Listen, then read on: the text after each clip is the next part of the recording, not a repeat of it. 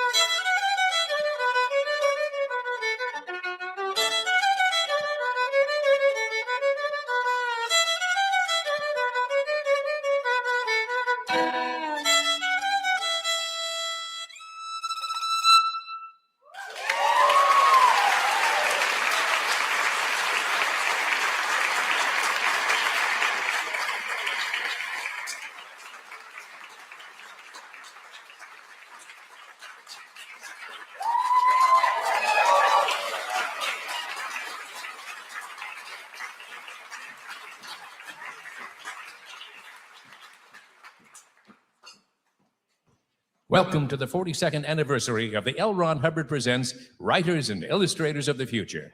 And for our thousands of internet viewers worldwide, we have gathered this evening in the restaurant at the end of the universe, the Taglin Complex in Hollywood, California.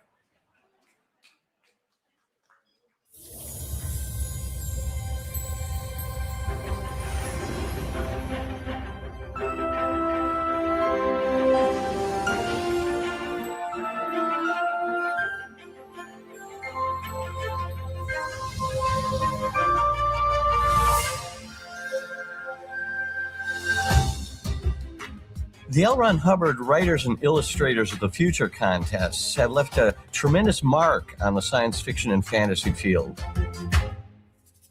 Both contests have been discovering and providing platform for both writers and illustrators for 4 decades.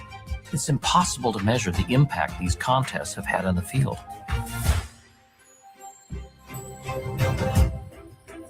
In the early days of the contest, in the mid-'80s, the workshop was held at a remote hotel at the end of Sag Harbor. It was Aldous Budrus and Orson Scott Card and myself teaching.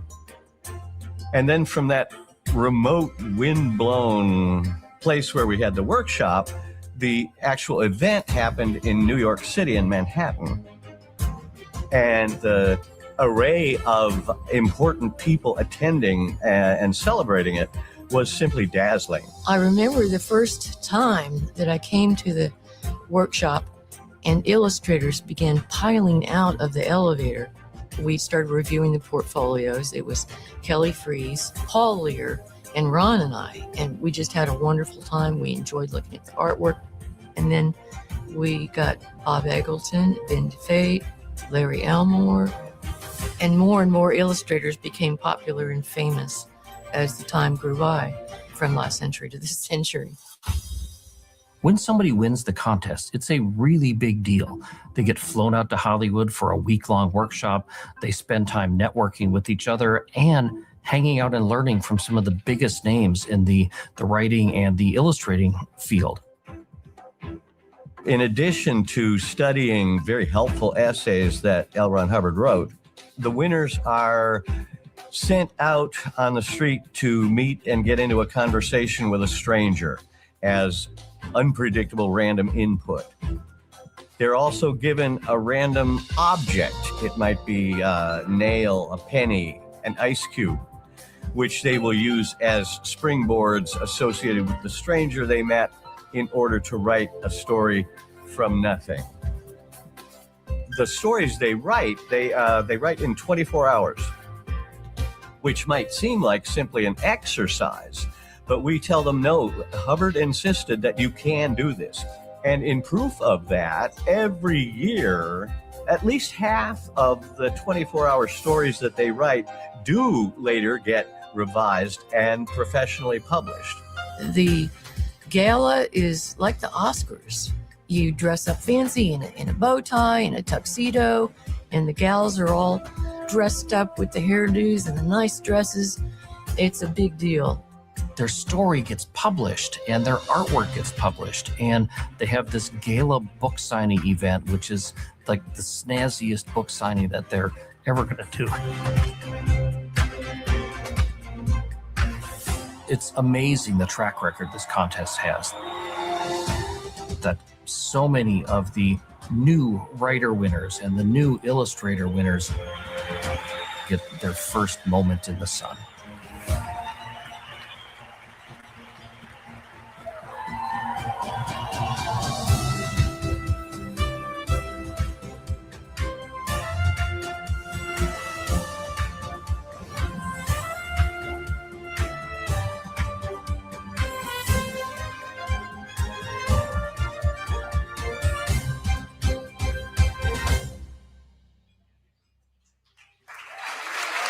Please welcome the Executive Director of Author Services, representing the literary works of L. Ron Hubbard, and the Mistress of Ceremonies tonight's festivities, Ms. Gunhild Jacobs.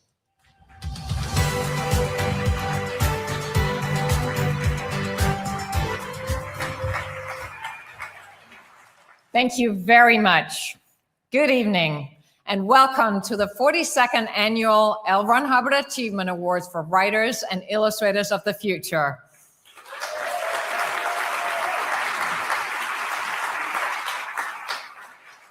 Tonight, we celebrate 42 years of discovering and nurturing new talent in science fiction and fantasy. Now, for those of you who enjoy science fiction, the number 42 may sound familiar. In The Hitchhiker's Guide to the Galaxy, we are told that 42 is the answer to the ultimate question of life, the universe, and everything. But this evening, we celebrate something far more important than the answer. We celebrate the source of it, imagination. The imagination of writers who create worlds that have never existed before, and the imagination of artists who bring those worlds to life. Our journey began more than 4 decades ago with a powerful conviction held by L. Ron Hubbard that a culture flourishes only when its artists are discovered, encouraged, and given the chance to create. He started the contest with a simple vision that somewhere in the world were writers and artists with talent who simply needed the opportunity to be seen. So he created a pathway through contests judged by leading professionals in science fiction and fantasy, judges who recognize new talent and help guide novice writers and illustrators into the fields. And every one of the winners began in the same place with an idea, a story, a spark of imagination, and a place to go, writers and illustrators of the future. Past winners have gone on to become New York Times bestselling authors such as Karen Joy Fowler, Patrick Rothfuss, Elizabeth Wayne, Sean Williams, David Farland, Nancy Farmer, Eric Flint, and Nnedi Okorafor. Writers whose work reaches readers all over the world. On the illustration side, the contest has launched artists like Academy Award winner Sean Tan, along with Omar Ryan, B. Jackson, Kirby Fagan, Artem Mirilovich, Dwayne Harris, and Nate Taylor, whose memorable artwork circulates throughout our culture. And the success stories continue. Just this past year alone, here's but a fraction of accomplishments by former winners. Ken Liu and Nnedi Okorafor were included in Time Magazine's top 100 must-read books of 2025. Australian contest winner T.R. Napper received both a Dietmar Award and an Aurealis Award. Nancy Farmer's celebrated novel, The Ear, the Eye, and the Arm, was acquired for animated feature film development. Illustrator Arthur Hayward's murals have been featured at galleries, schools, and museums from Pennsylvania to Paris, France. And Stephen Kotovich won an Aurora Award as editor for the Year's Best Canadian Fantasy and Science Fiction, Volume 2. And our judges continue to shape the field as well. Here are just a few of their accomplishments since last year. Writers of the Future judges Kevin J. Anderson and Brian Herbert saw their work adapted into the HBO series Dune Prophecy, which received 4 Emmy nominations.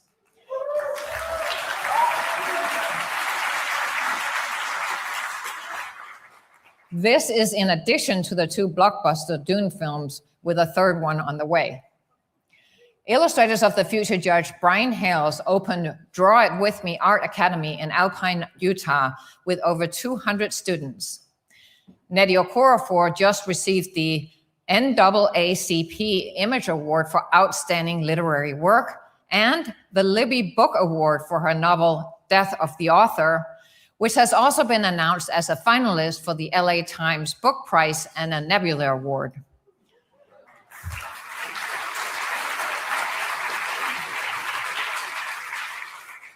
Craig Elliott was the production designer on Marvel's Eyes of Wakanda animated series. And Hugh Howey's Wool universe continues to reach new audiences through the hit television series Silo, which completed filming seasons 3 and 4 for Apple+. And tonight you will also see rare video footage of Mr. Science Fiction himself, hear from the first Norwegian astronaut as she shares her amazing story, see a special presentation signifying a monumental achievement in the history of the two contests. But before we begin the celebration of this year's winners, I would like to acknowledge the exceptional individuals who make this contest possible every year, our judges. These are the writers and artists whose work has helped shape modern science fiction and fantasy, and who now also devote their time to discovering the voices that will define its future. Would all of our esteemed judges who are with us tonight please stand to be acknowledged?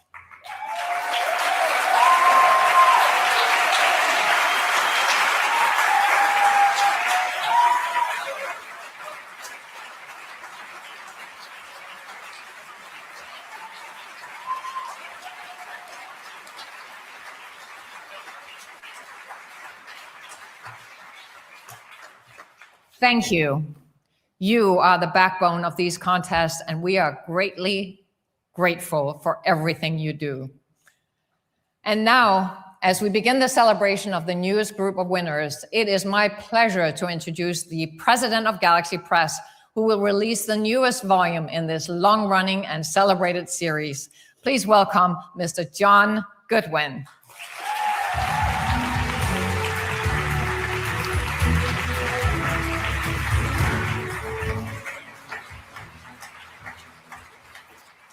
Thank you.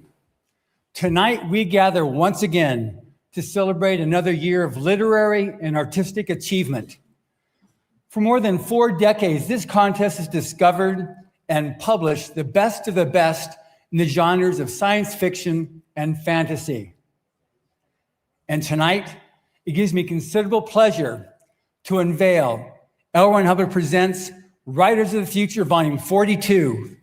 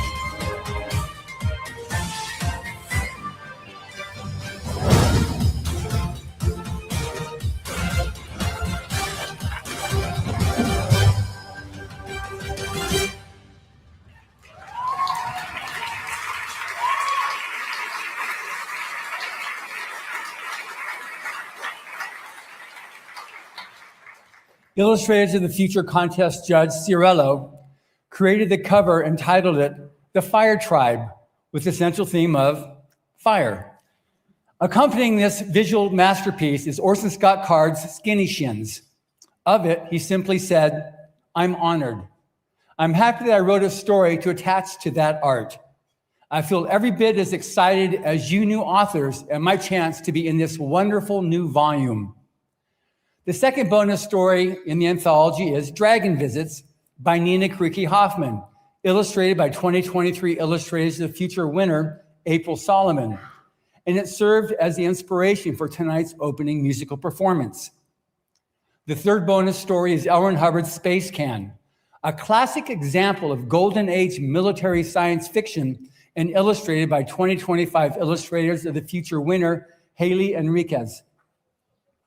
Each annual anthology offers something for every reader of science fiction and fantasy, including a full-color art gallery up front of the illustrations done by the winners. It's also a guide for aspiring writers and artists, showcasing the caliber of storytelling that captures the judge's attention. In this volume, you will find additional hard-won advice in the form of educational essays on this business of writing and art. Collaboration by Writers of the Future Judge Larry Niven, advice provided by one of the most celebrated authors of best-selling collaboration stories. The Creator's Journey by Illustrators of the Future Judge Brian C. Hales talks about the transformative process shaping us into creators. And Artistic Presentation by L. Ron Hubbard reveals a key ingredient as to what makes the true professional artist, be it writing or illustrating.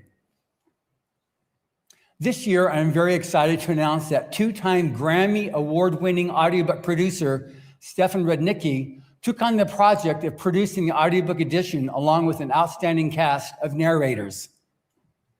The book releases April 28th in stores throughout the United States and Canada, along with the audiobook through digital outlets. In Australia, the UK, and South Africa, and online in New Zealand and throughout Asia, Europe, Central, and South America, it releases on May 26th. And for those of you here tonight, you will be able to get your printed copies and get them signed by all these writer and illustrator winners.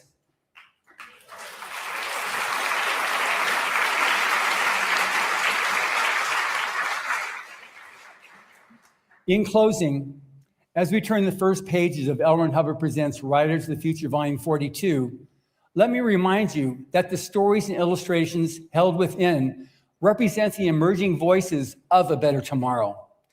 I'd like to end with this from L. Ron Hubbard from his interview with the Rocky Mountain News given after publication of Battlefield Earth when asked about the role of science fiction in the genre's golden age. History has proven that they, science fiction writers, were the ones who brought about the future. So, here's to that bright future you will help create. Thank you.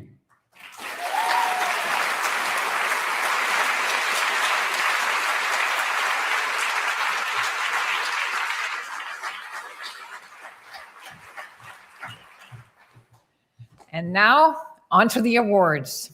Each quarter, entrants from around the world submit their stories and illustrations to the contest, where the coordinating judges select honorable mentions, silver honorable mentions, semi-finalists, and finalists. Our blue ribbon panel of judges then narrows them down to the winners, 3 writers and 3 illustrators. And since it is a quarterly contest, the process repeats every 3 months. At the end of the year, a second phase of the illustrator contest begins.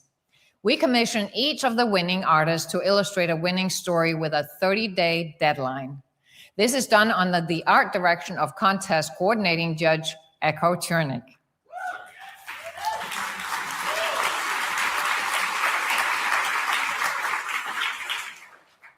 These are the illustrations that are judged for the grand prize and published alongside the winning stories in the annual anthology. And with a writer contest, only the quarterly first place winners compete for the grand prize.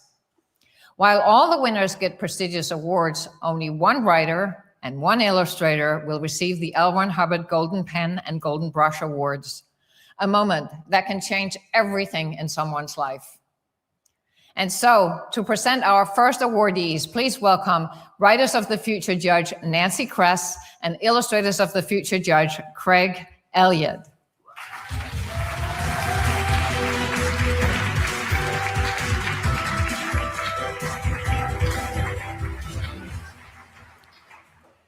Writer Kathleen Powell from Springfield, Missouri, has been entering the Writers of the Future contest for several years, earning 18 certificates ranging from honorable mentions to finalist. Today, she is a winner. Her story, Saffron and Marigolds, blends magical folklore with the real world. A mild-mannered baker finds himself caring for a giant, cheese-loving dragon. The baker must challenge the fairy king of the underworld in a story of love and transformation. The illustrator of Saffron and Marigolds is Bafu. He hails from a small town in Slovakia and is currently studying art and design at the Faculty of Fine Arts in the Czech Republic. This is his first time in the United States. He creates illustrations and comics filled with humor and emotion and a touch of the strange, hoping to make people smile, think, and drift away from reality, even if just for a moment. Please join us in congratulating them both.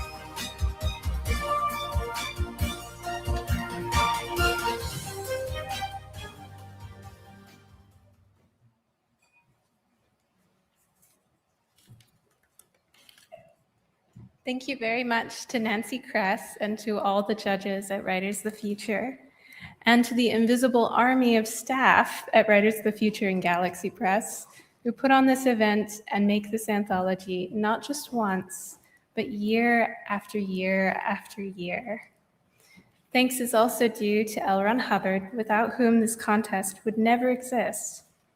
I'm also very grateful to the late David Farland, who I never had the opportunity to meet, but who read many, many, many of my early short story entries. Sorry about that. And without his story doctor tips, I don't believe I would be the same fantasy writer that I am today. Thank you, thank you, thank you to Bafu, you are magnificent, for the illustration for my story. You brought those characters to life with more charm and warmth than I ever imagined was possible, and I love it. Thank you so much.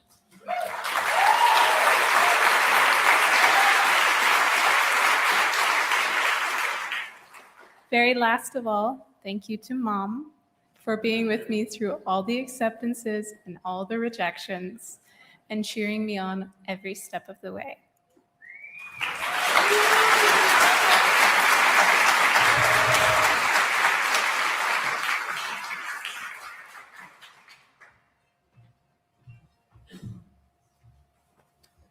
Hi, everyone.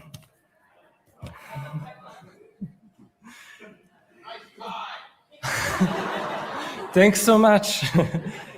It's truly an honor to be on the stage tonight.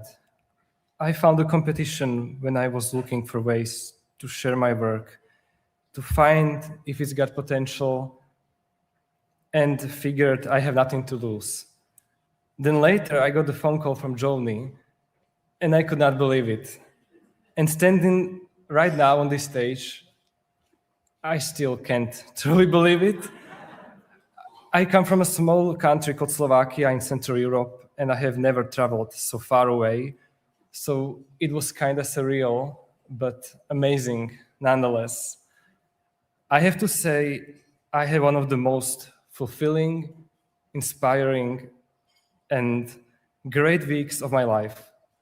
I would like to express my gratitude, of course, to L. Ron Hubbard for creating this contest that invests in artists, to everyone at Writers of the Future staff who took care of us, and big thanks to the judges for teaching us this whole week.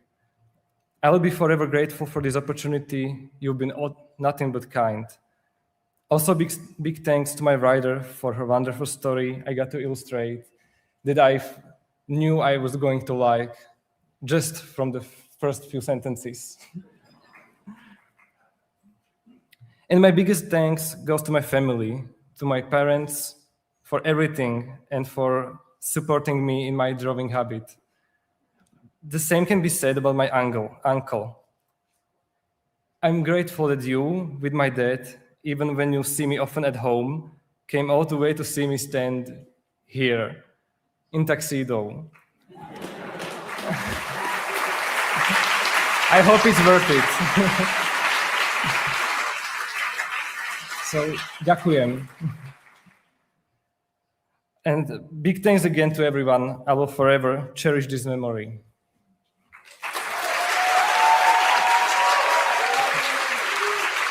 Please welcome Writers of the Future Judge Tim Powers and Illustrators of the Future Judge Rob Pryor.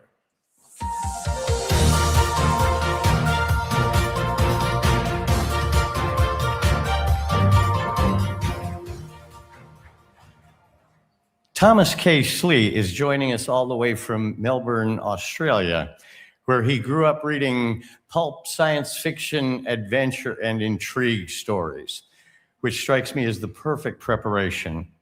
His winning entry for Writers of the Future was Form 14B, Application for Certification of Consciousness Transfer Post-Mortem. It's about a character named Cameron who is dead, but his attorney convinces him that this is not the end of the world and that he can reliably be transferred into a new body if he'll simply sign a certain form, for better or worse. S.J. Stevenson is joining us from the United Kingdom, and when not writing science fiction and fantasy stories, he can be found having lightsaber battles with his son. Again, probably good preparation. He wrote a clever science fiction story called The Triceratops Effect, which manages to be both touching and funny. It's about a time agent who is given the job of faking the asteroid strike that destroyed the dinosaurs, and he decides to risk paradox and punishment by saving the last Triceratops. Amazing. Yeah, how can it lose? I'm just saying. Emily, don't worry. I'm not going to go too far off everything. I wanted to say, all you illustrators this year, you're all fantastic. You blew me away during the portfolio reviews. Thank you for listening to whatever advice I could. And I also get to share the stage with the esteemed Tim Powers. Oh, my God. And likewise. That's why. Thank you, sir. Art Haikuda is a Vancouver, Canadian-based artist. He creates paintings that center on the narrative built around character. He loves to fill his paintings with lots of details, and that's evident with the two pieces he created for this year's anthology. When one of the winners for this year had to bow out before completing the final illustration and called back to Venezuela by his family, Art stepped in and did the final piece. And while I love a good dinosaur, it's written there. While I love a good dinosaur, I am equally impressed in how he illustrates a story about someone who does not physically exist. So please, welcome to the stage, Thomas K. Slee, S.J. Stevenson, and Art Haikuda.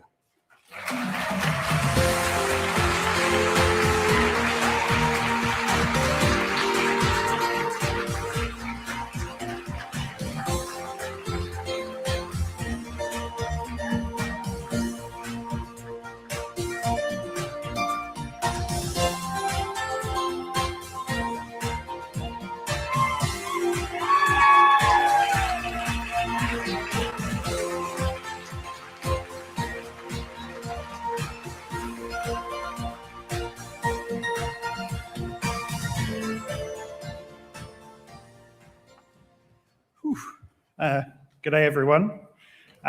There's a lot of people to thank, so I thought I should probably start at the beginning.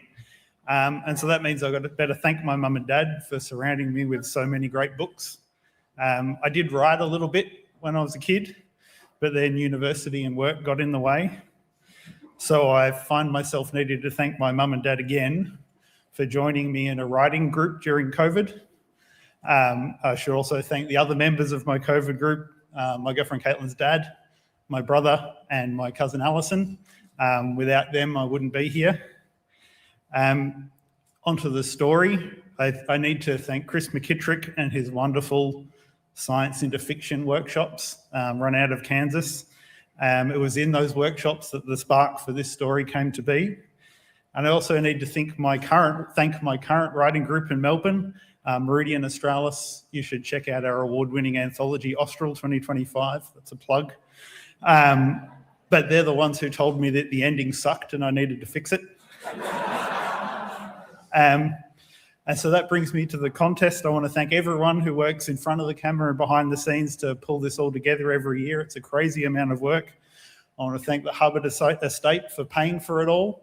And I want to thank all of the judges who come and donate their time and force feed us their wisdom. It was a lot, and we'll be processing it for the rest of our careers. I want to thank and congratulate all of my fellow winners.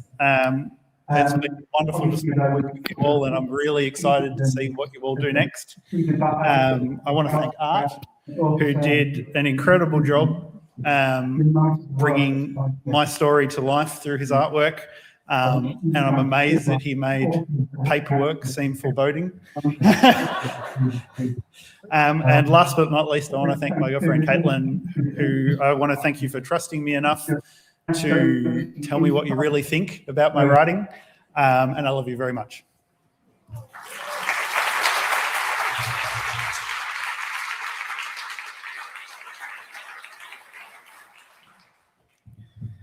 I'm sure this is the moment where my mind will go completely blank, so please do bear with me for a moment.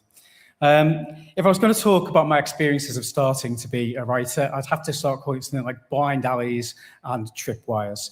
So this has been an incredible experience just to start to learn that perseverance really can, in the end, kind of bring you through. So many people to thank for that to be possible. So thank you in advance for your patience. I would like to start with thanks to the L. Ron Hubbard estate. Obviously, without that, this incredible competition with all the opportunities that it comes with simply wouldn't be here. It's been absolutely magnificent. Obviously, though, it's all the people who've succeeded within this, who've succeeded that legacy and kind of Galaxy Press and Author Services who continue to make this possible. The amount of work that's gone into this just absolutely blows my mind. So huge thanks for that, but also for looking after us and looking after us so kindly all the way through this week. I'd like to thank too all the tutors and industry professionals, the anecdotes, the insight, the kind of the writing tips, and also just all the stuff about marketing books and all the stuff that goes on behind the scenes that I was completely oblivious to. You cannot put a price on how valuable that is. It's been absolutely incredible. I'm so incredibly grateful. Thanks, obviously, for Art. Obviously, absolutely the best example of nominative determinism I've ever come across. You took an image that had existed in my head and you brought it to life so beautifully. I'm just kind of blown away. There were tiny little details in that picture, which, given the fact it's a time travel story, I would really like to go back in time and just add in there just a little bit to note it. Thanks also to the winners. I've obviously grown up on science fiction and fantasy. I used to think adventure was all about spaceships crashing and robots shooting laser bolts out of their armpits. But you have reminded me yet again that actually adventures are the people you share the journey with. So huge thanks to you. And last, of course, all the people in my family. Mum and Dad, you always encouraged me from an early age. You read examples of stories that, frankly, were pretty awful. Dad, I still miss you in particular every day for all the advice and help you used to give. I'd like to thank my kids. So from Ben, you've grown up to amazing people. I'm missing you terribly. I'd also like to thank my in-laws, Ped and Yol, who kindly cancelled their own holiday in order to look after them, in order that my wife could come and join me today. To echo the Beatles, Kath, you were just 17 when I first saw you standing there. All these years and decades later, I've never looked back, accepted all the happy memories. So thank you very much for that. Thank you. I love you very, very much. I also love how the fact you actually do give a little bit of consideration and let me tinker away at the laptop when I'm sure it probably is my turn to empty the dishwasher. And So, lastly, I'd like to thank thank you very much, everybody. anyone there.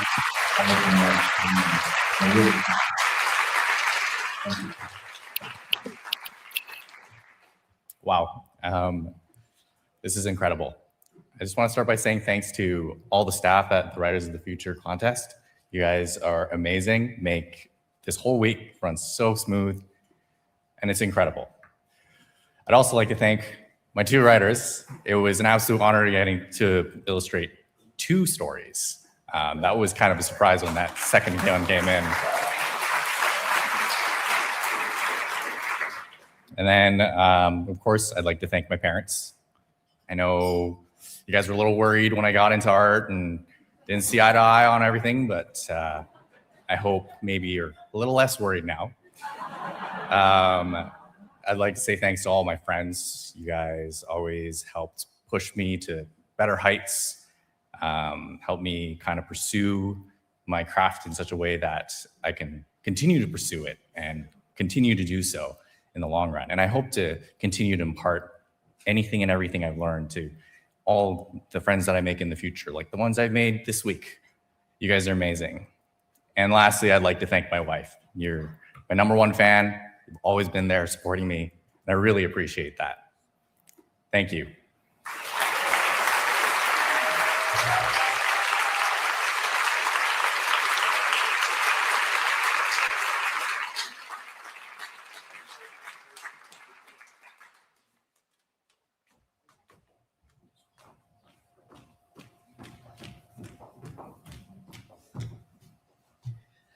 Tonight's celebration would not exist without the vision of the man who created and founded these contests, L. Ron Hubbard.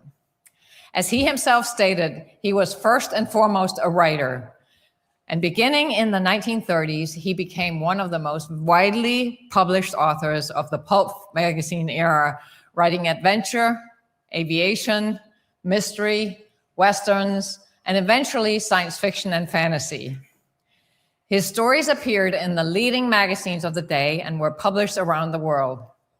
But Ron never believed writing should belong only to established professionals. Throughout his life, he took a special interest in encouraging new writers and artists, people with imagination and talent who simply needed the opportunity to be seen. In fact, as early as 1940, while on an expedition to Alaska, he organized and personally funded a writing competition for amateur authors called the Golden Pen Award. More than 4 decades later, he expanded that idea on an international scale with the creation of the Writers of the Future contest, followed a few years later by Illustrators of the Future. His purpose was simple: to discover new talent, to give aspiring creators a professional platform, and to help ensure that the future of speculative fiction would always include new voices and new visions. As L. Ron Hubbard once stated, because the artist deals in future realities, he always seeks improvements or changes in the existing reality. The artist, day by day, by postulating the new realities of the future, accomplishes peaceful revolution. And the postulate that imagination can reshape the future lies at the very heart of these contests. To glimpse the world in which those ideas first took hold, we turn to one of the great figures of science fiction's golden age, Forrest J. Ackerman. Known to fans around the world simply as Forry, he was a pioneering literary agent, editor, historian, and lifelong champion of science fiction. He represented many of the leading writers of the era and helped bring their stories to readers across the globe. He was also there when a writer named L. Ron Hubbard first entered the science fiction field. In this rare interview, Ackerman recalls meeting Ron in Hollywood and experiencing firsthand the profound storytelling ability that made him one of the most popular authors of the time.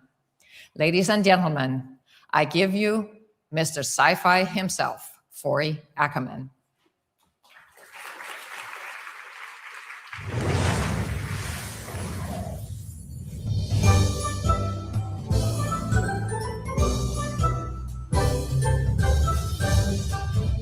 When I was 9 years old, I was standing at the corner of Santa Monica and Western and a magazine called Amazing Stories, October 1926, jumped off the newsstand, grabbed hold of me, and probably all the viewers are too young to know, but in those days, magazines spoke. And this one said, "Take me home, little boy, you will love me."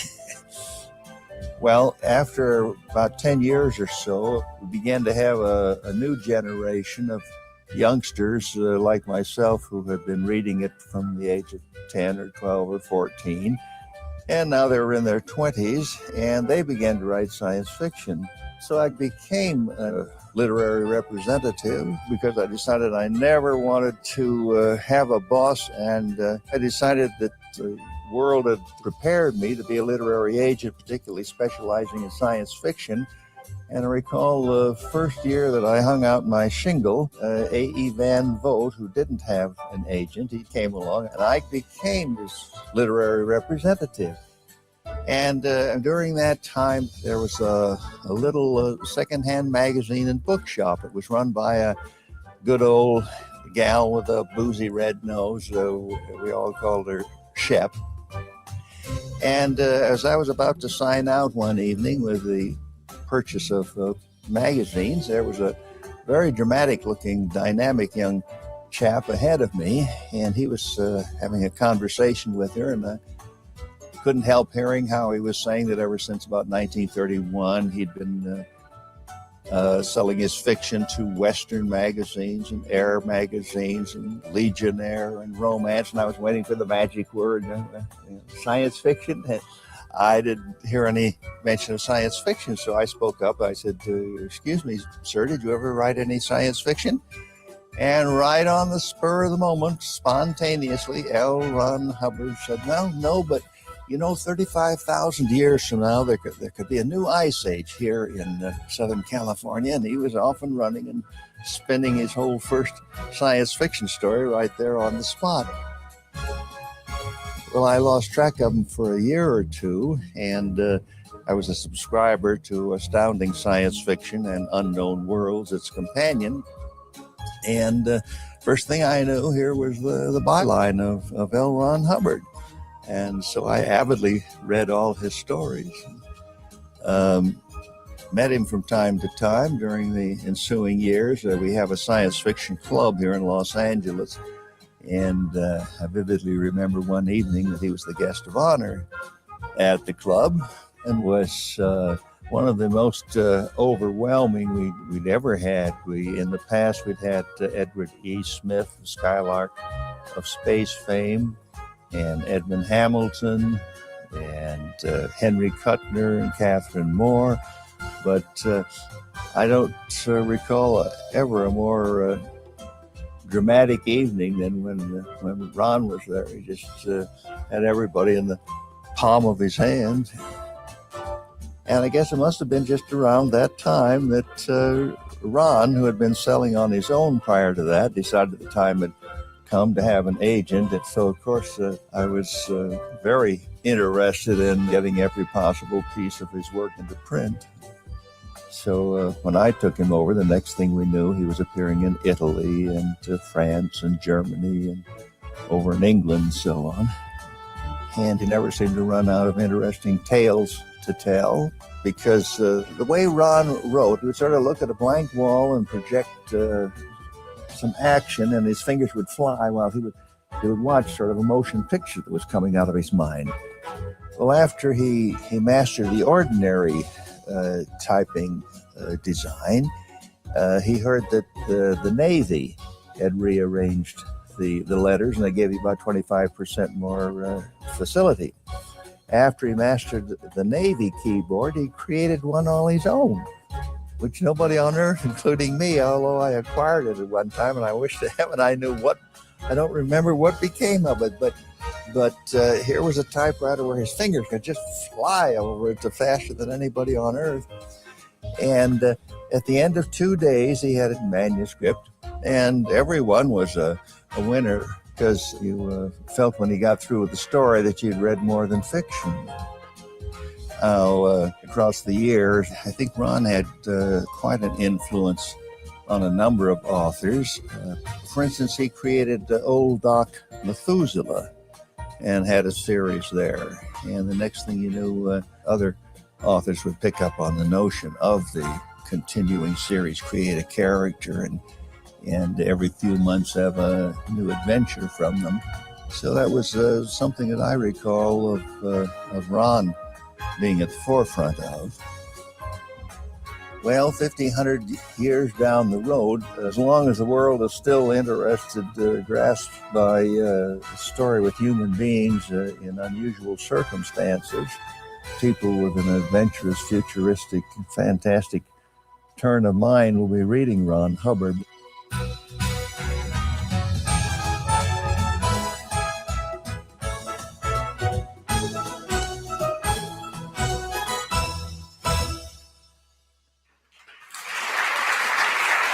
Please welcome writers of the future Judge Orson Card and illustrators of the future Judge Ciduelo.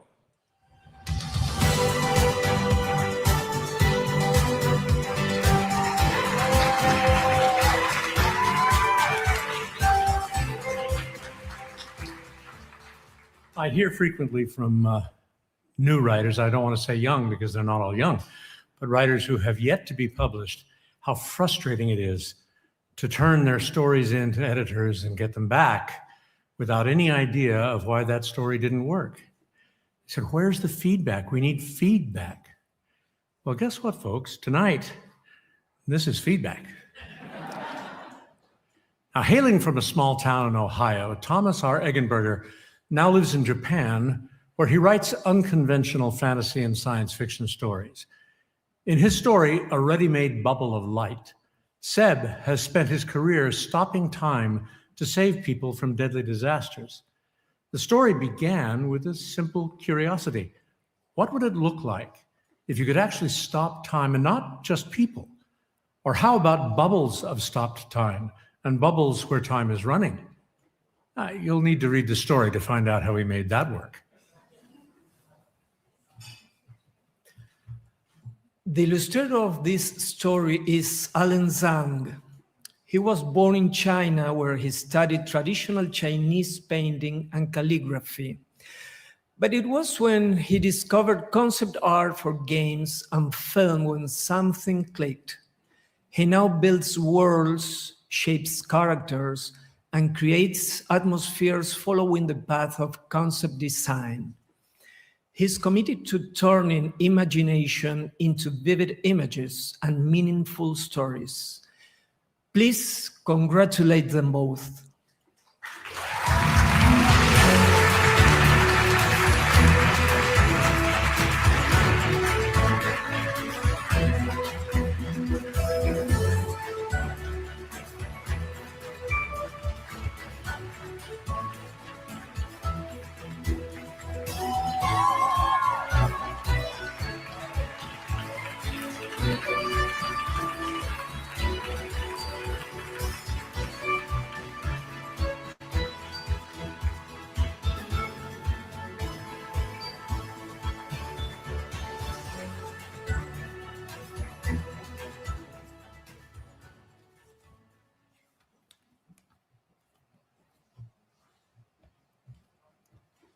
My writing journey is thousands of lattes long. It spans more than 30 years and stretches from Ohio to Virginia to Chicago to Tokyo to Nice and back to Tokyo. Or, as we say in the writing world, overnight success. My winning entry was an edited resubmission and a desperate final heave to find a home for a story I believed in. I'll always remember the shock and excitement of hearing from Joni that I'd won and my story would be published in the anthology. My wife shed tears of joy after having watched the rejections pile up over the years. So to all the other writers out there still fighting the good fight, keep at it. We can never know which story, which submission, which edit will finally move us to the top of the pile. My heart is with you.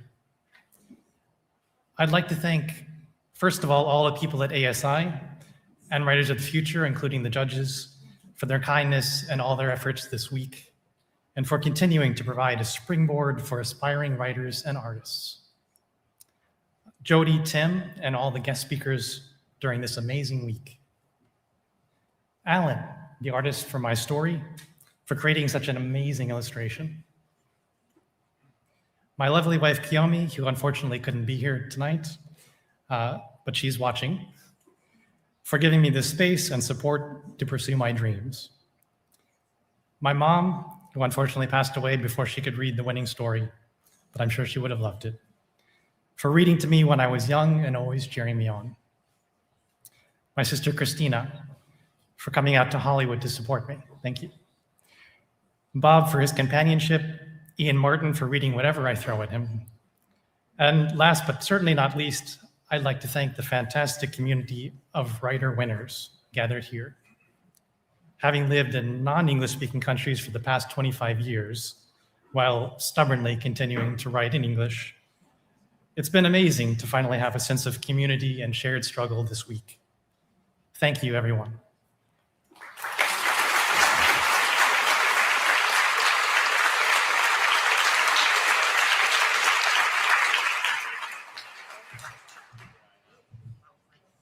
So, hello everyone. I'm so happy to be here. So first, I want to say thanks to the founder, Mr. L. Hubbard. Thank you for this amazing award. Thank you. Thank you.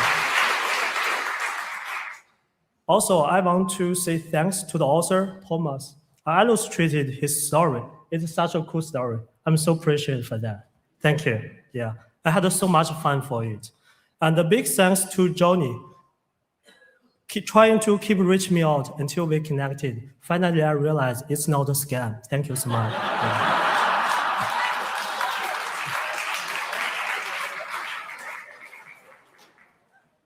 Also, big thank you to my mom and dad. Thank you for always supporting me and allow my art. And I want to thank my girlfriend, Menhan, for her unconditional support during my hardest time. So she shared an apartment with me. I don't need to sleep under the bridge. Thank you so much. Yeah. This award is one of the best things that has ever happened to me. It makes me realize choosing a study in US 5 years ago was the right decision.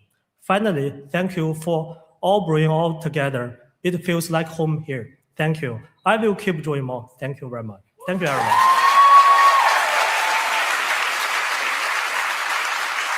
And now, please welcome Writers of the Future Judge Nina Kiriki Hoffman and Illustrators of the Future Coordinating Judge Echo Chernik.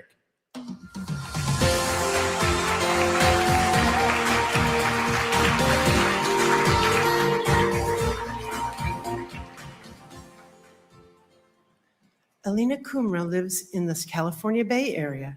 She wrote the story Bloom Decay about a surveillance architect who discovers a street artist the algorithm can't predict, and small rebellions begin accumulating towards something the system is already too late to stop.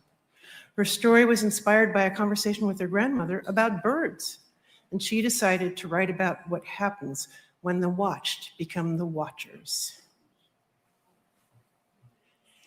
Trey Streeter grew up in Syracuse, Utah, where he spent much of his childhood drawing and painting, especially portraiture.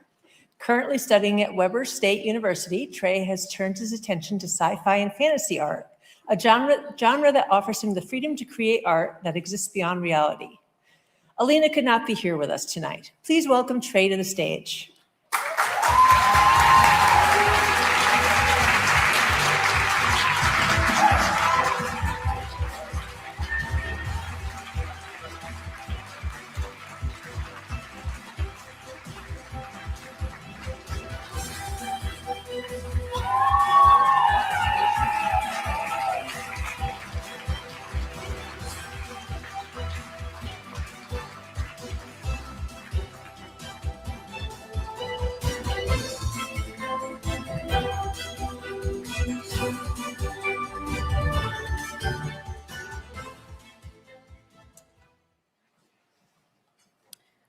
First, I would like to thank Author Services for giving me this amazing opportunity, and my writer, who I have not met yet, but her story gave me the inspiration to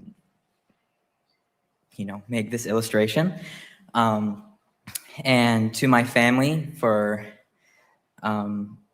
putting up with me being an artist and supporting me through that.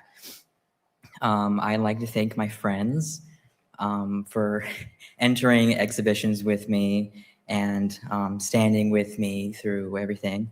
And I'd like to thank my fellow winners for making this week so much less of an anxious experience for me.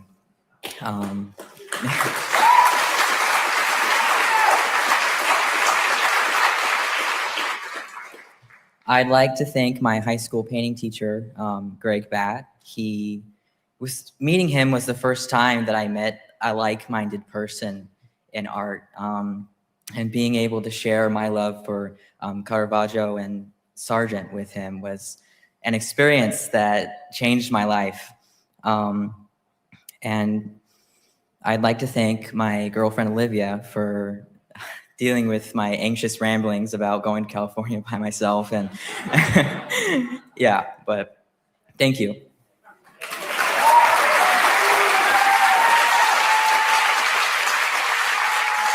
To present the next award, please welcome Riders of the Future judges Kevin J. Anderson and Rebecca Mesta.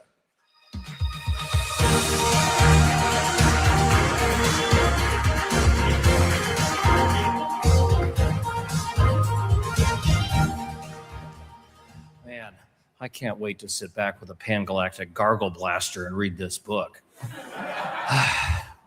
Mike Strickland's love of words began with fantasy and science fiction.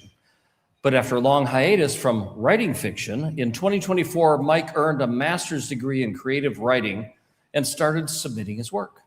He came up with his story, As Long as You Both Shall Live, 2 days before the contest deadline, and wrote the majority of the story on the last day, leaving just over an hour for final edits and submission. What did they teach you in that MFA program, Mike? I don't understand. I'm part of it, so I don't know what's going on. The story is about a clinical trial that goes wrong, leaving a woman stranded in a virtual reality. And the man who loves her must navigate corporate secrecy to keep their fragile relationship alive. I just want to share some Hitchhiker's Guide advice. To all the winners tonight, don't panic.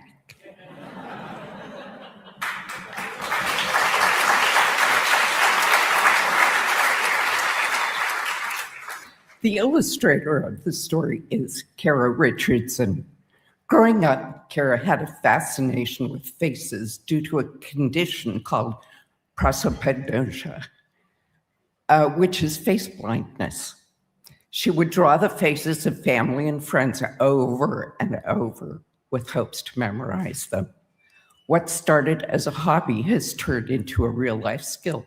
Please welcome them both to the stage.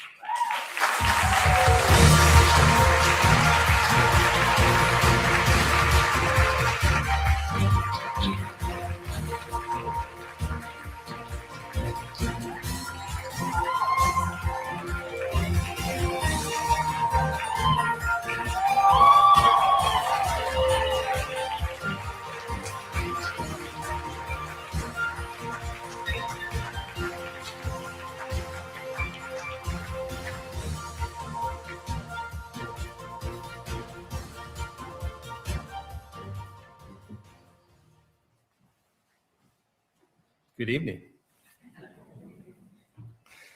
I want to start with some thank yous, of course. First of all, to Author Services and all the judges who've made this amazing week of celebration and learning possible. To L. Ron Hubbard for having the foresight to create this contest in the first place. To Kara for this amazing illustration of my story. Thank you so much for that. And of course, to my lovely wife and daughter for your steadfast support over the years. It seems facetious to be called a writer of the future when I'm turning 60 later this year. But it aligns perfectly with the path that I've walked most of my life, which I can sum up in one cliche: better late than never. So,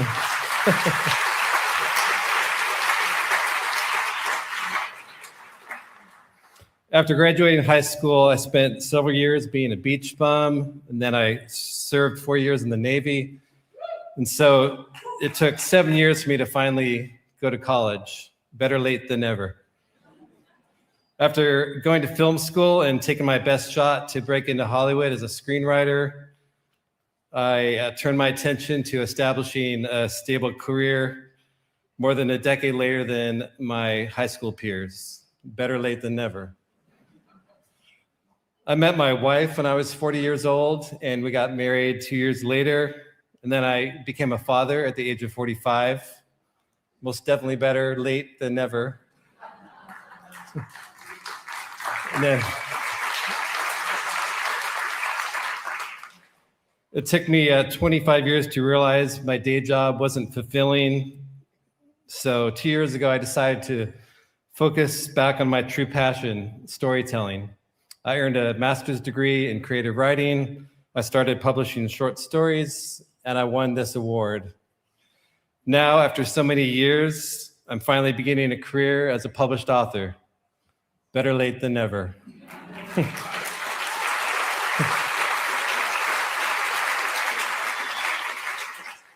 So when I publish my first novel, whether it's one of the two I've already written or one I have yet to write, guess what I'll say? Better late than never. Thank you.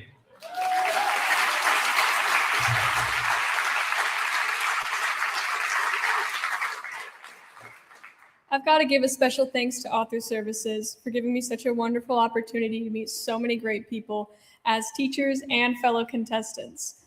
I've got to give a special thanks to Mike for writing such a fun story to illustrate and giving me so much inspiration on what to do next. I also have to give a thanks to my family, my mom and dad, who had to deal with paint on the walls when I was little, to paint on the table when I got older, and now paint on the walls again in the form of framed photos. It has brought me so much joy to see all of these people here tonight and see the rest of my family show up, who have also supported me by giving me sketchbooks on Christmas and advice on weekends, and generally just always being there to support and urge me on. And my aunt, who's here today, who actually sent me the link to this competition and told me, submit, try your best. And I did.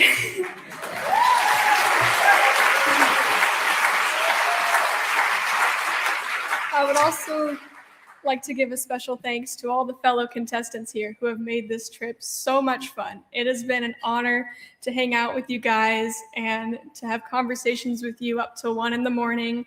and then wake you up at 8 a.m. just as tired and just as excited for the day. And I'd like to give a final thanks to all the friends and everyone that I know who's told me, do your best, keep trying, don't give up, and have fun. Thank you.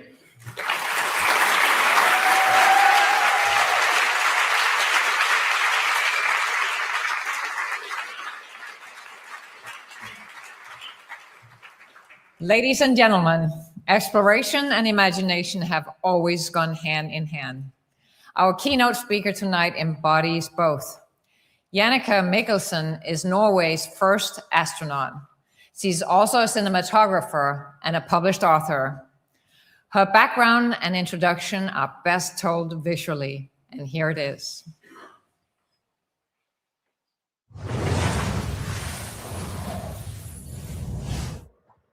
Dragon, SpaceX, go for launch.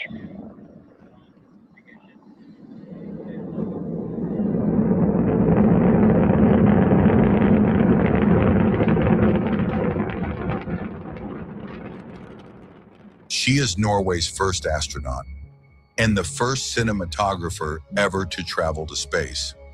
But this journey began long before liftoff. As a child, she dreamed of space. It's been a crazy dream of mine as far back as I can remember, and then somehow it's now a reality. A tech-obsessed girl who applied to NASA at the age of 12. Obviously without luck, but not without hope. After a devastating horse riding accident that left her temporarily paralyzed, she fought her way back. As a kid, I actually spent 5 years learning how to walk again and how to reuse my motor skills, like learning to walk, learning to run, learning to jump. And in that time period, I became space obsessed. Janneke Mikkelsen built a world-class career filming in Earth's most extreme environments, combining advanced technology with high-level filmmaking. I am that person that you meet in a really remote area carrying a film camera and a really heavy backpack full of camera equipment. That is me. She has worked with NASA, Netflix, Paramount Pictures, the BBC, and the rock band Queen, collaborating with legends such as Buzz Aldrin, David Attenborough, and Brian May. I had this crazy idea to fly a VR rig above our audience in Barcelona. Everybody told me it couldn't be done until you came along. And VR the Champions is there for all to see. It's a monument.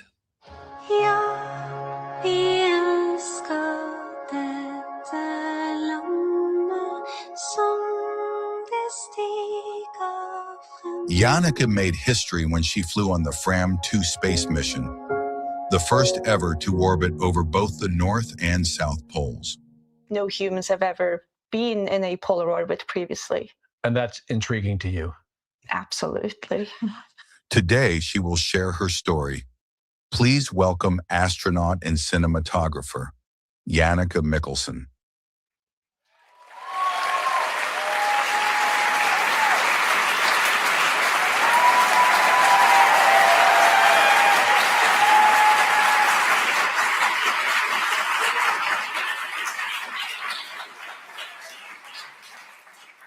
No need to stand. Thank you so much. It is an absolute honor to be here, and especially at the moment when man is again reaching the moon and beyond.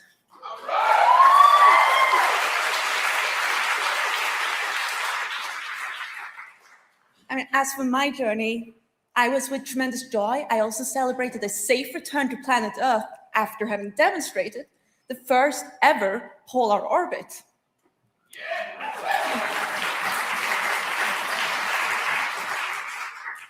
And to all writers and illustrators who are here with us tonight, I want to thank you.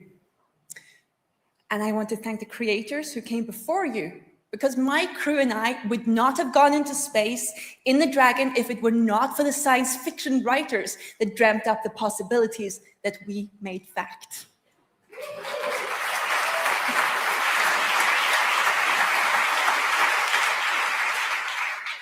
With your creativity, grit, and pursuit to broaden humanity's perspective, you've helped us bring us to a place where humanity has come together to build the fiery dragon that I rode to space. The capsule was commanded via a touchscreen. And with myself fitted in a sleek spacesuit, just like the superheroes who I admired as a 4-year-old, during page-turning adventures in faraway lands to space and beyond. Those superheroes inspired me to challenge technology and learn how to speak the language of computers. Now imagine what those touchscreens of today's 4-year-olds will look like when they turn 40. Now, I live in Svalbard, close to the North Pole. A real-life frozen landscape that can rival any sci-fi movie backdrop that I've ever seen. My life's purpose is to broaden humanity's perspective. I built my career to pursue what lies undiscovered. I seek what is out of sight to bring our planet to the front of mind. I am a cinematographer first and an astronaut second. My astronaut training as a vehicle commander prepared me for all eventualities that could happen to me in space. Although, not all goes to plan. Even after intensive training for all scenarios, as you can see here.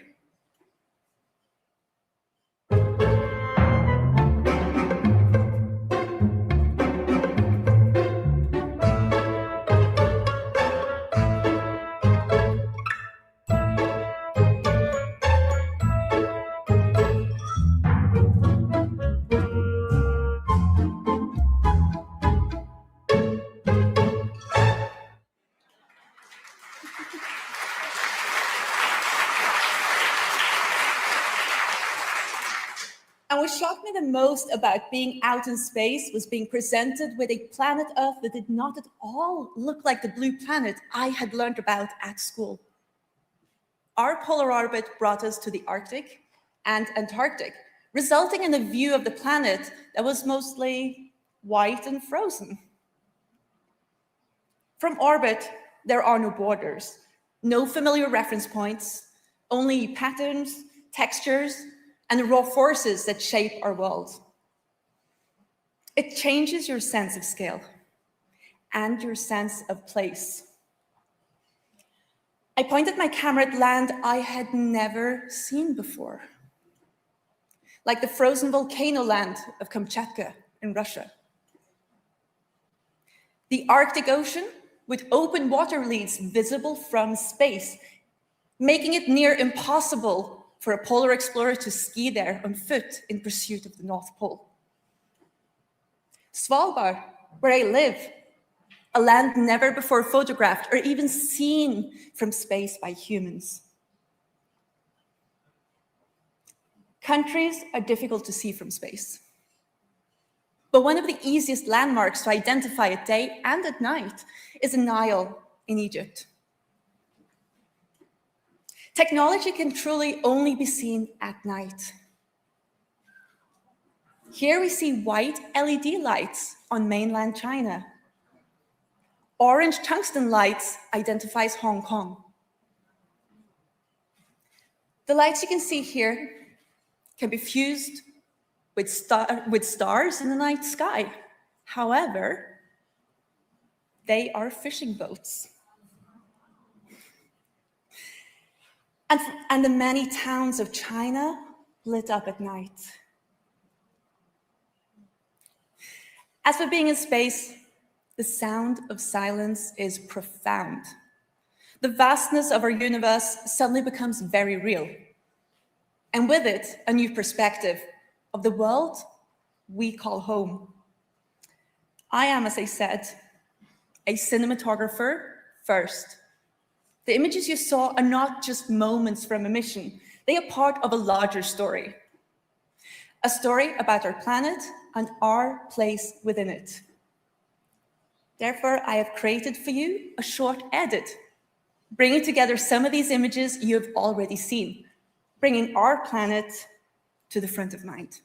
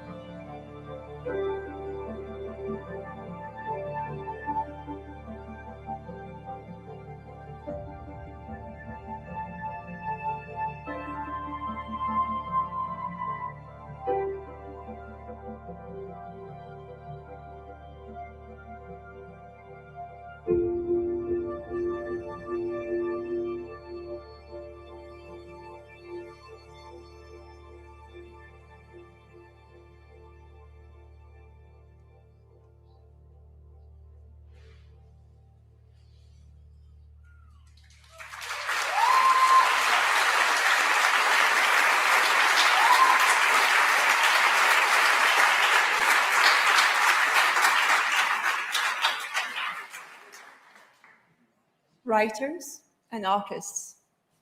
Your journey of exploration, discovery, and understanding would not be possible if all of you did not tap into the future of what if? L. Ron Hubbard wrote in the introduction of Battlefield Earth, "You have satellites out there. Man has walked on the moon. You have probes going to the planets, don't you? Somebody had to dream the dream. And a lot of somebodies, like those great writers of the Golden Age and later, had to get an awful lot of people interested in it to make it true. Those somebodies are here tonight."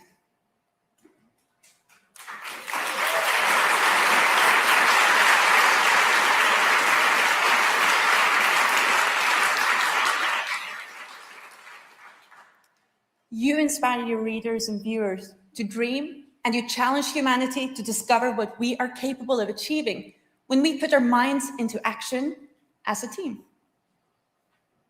What was impossible yesterday is being rewritten today, reimagined, challenged by those who refuse to accept the limits of the present.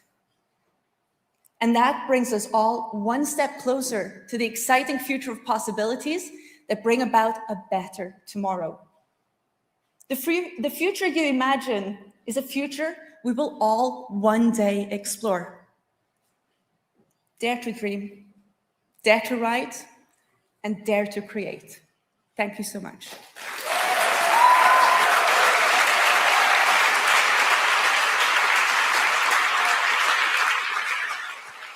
And now for the next awards presentation. Please welcome Writers of the Future Judge Mark Leslie and Illustrators of the Future Judge Brian C. Hales.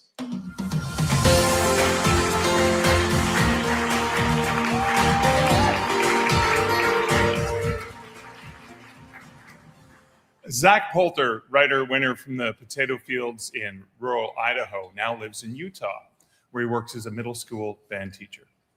When not teaching or playing the saxophone, he writes fantasy and horror.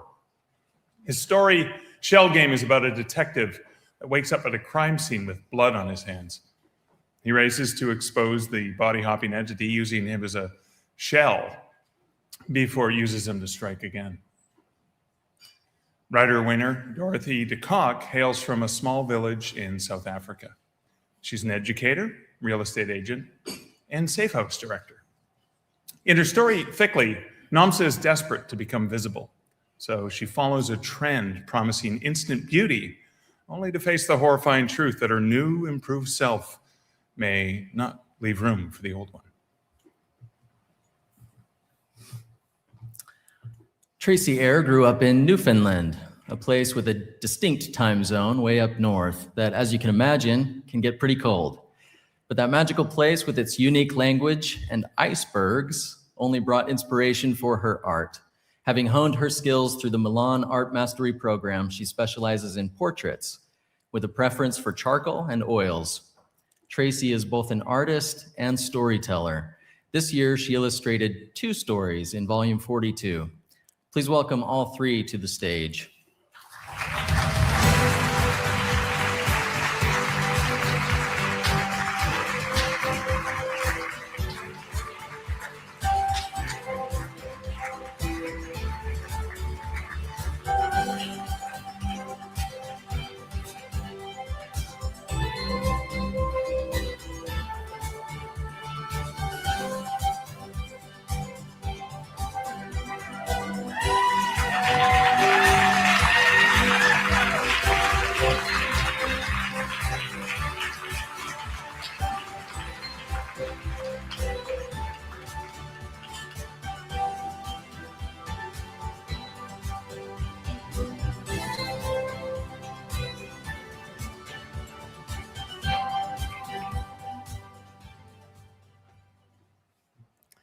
In real life, I am a middle school band director. I teach young people to play music. There's this beautiful moment near the beginning of every school year after the new students have played Mr. Poulter's rhythm counting games and done our breathing exercises, where for the first time that clarinet is finally put together, and with trembling hands and all their new friends watching, a student takes a deep, relaxed breath and brings it to their mouth and makes the most horrible sound you can possibly imagine. And the student is thrilled. They put something out into the universe and people heard it. I love that moment. And I love the moments that follow the years of hard work and monotony and joy and companionship together as we learn to become. That's what tonight feels like. I'm grateful to be here.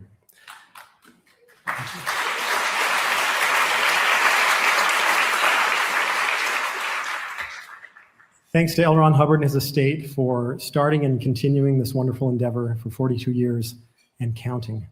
For Author Services and Galaxy Press for the production of a beautiful book that I'm so grateful to be a part of, and for treating us so well throughout this week.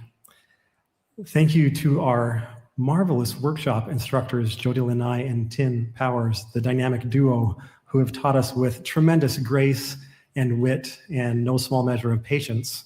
If you haven't heard Tim's whistle, you might ask. Thank you to my cohort of writers. It's been wonderful to become your friend and to learn from your savvy ideas and wonderful points of view. Thank you to my mom, who taught me to read and to love reading, and to my dad, who continues to teach me that you never outgrow a love of reading. Thank you to my kids, who I'm endlessly proud of and grateful for. There are too many mentors in writing to mention, but I have to mention a few. I was tremendously blessed to work for a while with the late, great Dave Farland, who gave me much needed encouragement and direction early on my writing journey, and more recently with Brandon Sanderson, who helped me along the path. Thank you also to my agent, Joshua Bilmus, and the hardworking people at Jabberwocky Literary, who are working to take my stories out into the world.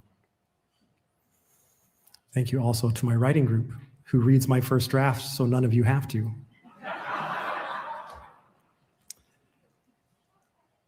Last of all, and most of all, and best of all, thank you to Tanya, my wife, who has gone to decades of beginning band concerts and read thousands of pages of rough drafts. If that's not true love, I don't know what is.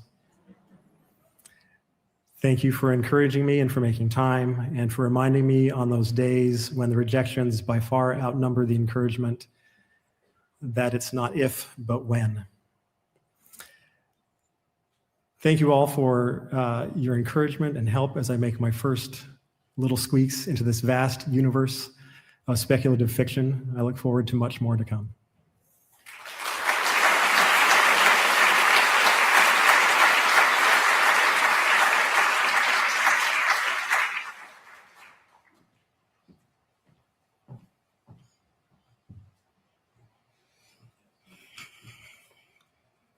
I'm very honored and privileged to be here. Ella is a long way away from South Africa, and it looks very different here. I especially want to just remember my parents tonight, my late parents. My dad always said, fiction is a total waste of time. It's all lies.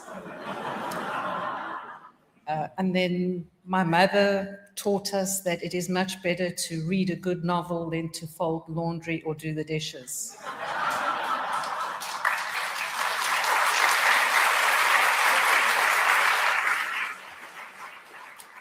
So we had a very balanced upbringing.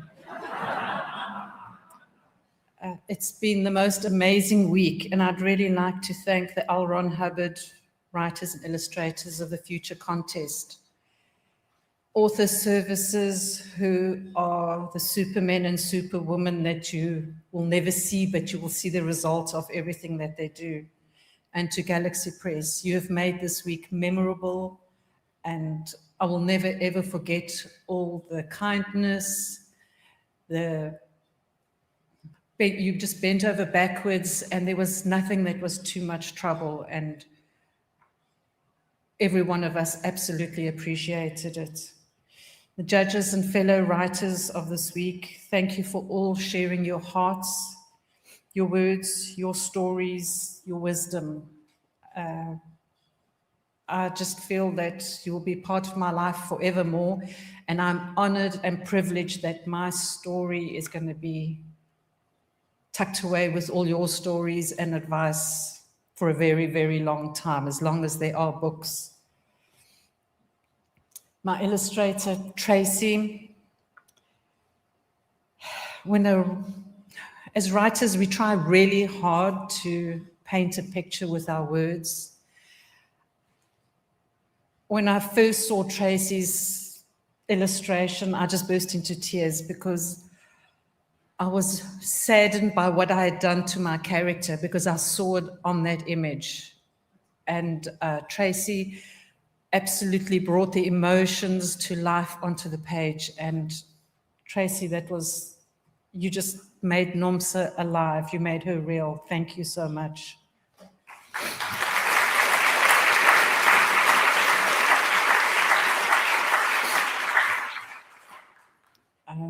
I just want to thank my sister and my niece for traveling all the way here from South Africa so I wouldn't get lost. It was the first time I'd ever been off the African continent, and there were a lot of people worried about me getting lost in LA. But my daughter went ahead, and her family have immigrated to this beautiful country recently. So thank you, Kaylee, for coming from Texas to also help look after your mother. To my husband and son watching in South Africa, I love you both very, very much. To my husband especially, who has never ever read anything I've written. But he knows every character, every plot twist, every time I change a story. Everything is bounced off him. He knows those stories better than anybody else does. And I love you, and thank you so much for putting up with me all these years. This is a bit of an odd one, but I want to say thank you to Bedford, my hometown, and its people. My story, Thickly, is based in Bedford, and those people in that story are real people. Those, I'll admit, are actually their names too. I didn't think the story was going to.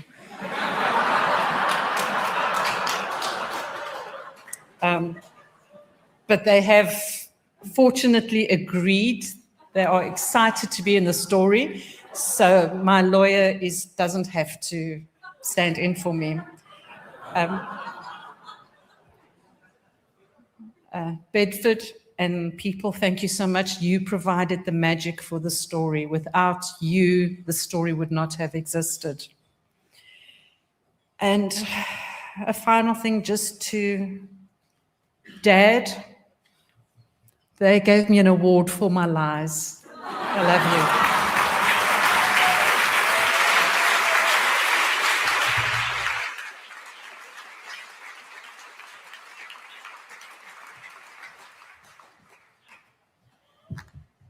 They made me follow the astronaut, Mom.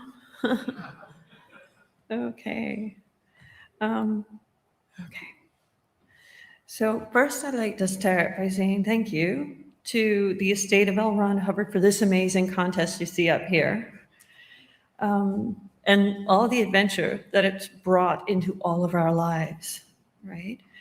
The contest staff have been incredibly generous and kind, as have been the judges and the many inspiring instructors. I can't even begin to name them, but they've been amazing. I want to say, my fellow winners, you have such big, open hearts, and thank you so much for your support and camaraderie. Over the last 2 years, I've tried like 5 times, I think, to win a place in this contest. I've been awarded multiple honorable mentions in both writing and illustration, and now this moment here. It's a testimony to humility, love of craft, and grit. Yeah.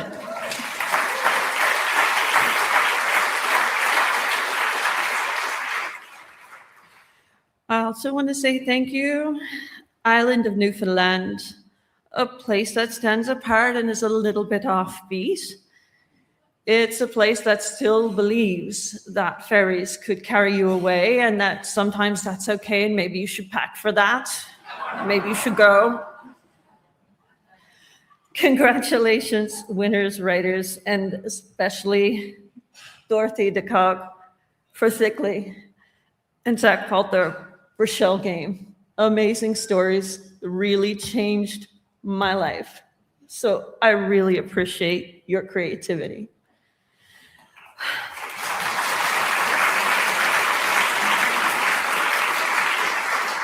And believe me, the biggest thank you is to my sister and writing partner, Heidi.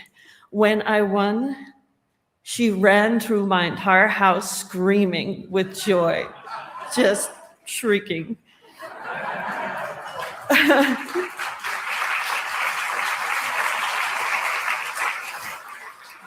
H, really, you're my twin heartbeat, no jokes. And now I get to say on a stage that's like a global stage, best sister ever. I win.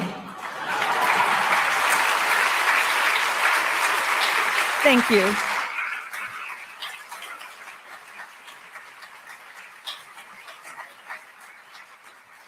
Please welcome Writers of the Future Judge Catherine Kurtz and Illustrators of the Future Judge Lazarus Chernick.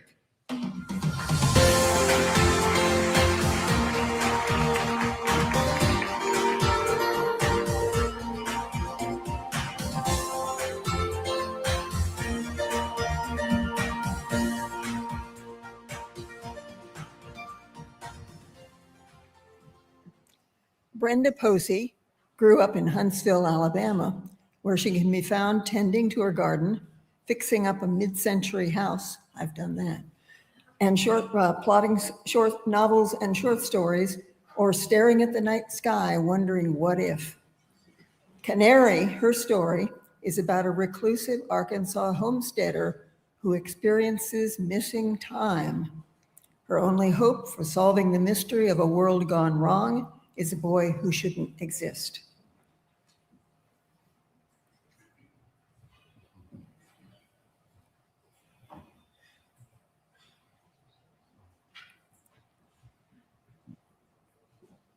The illustrator for Canary is Roddy Taylor, who grew up in the forests of Washington State and the hills of San Diego.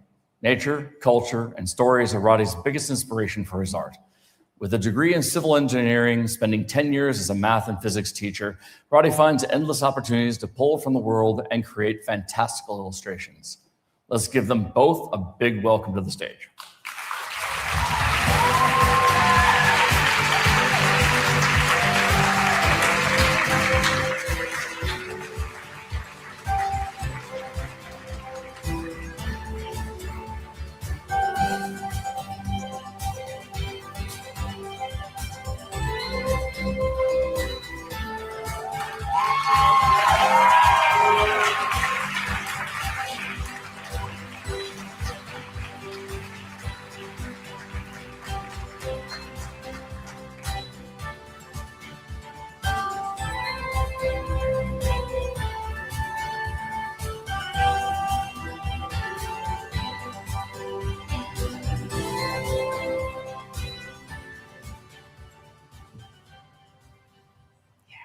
That's nice.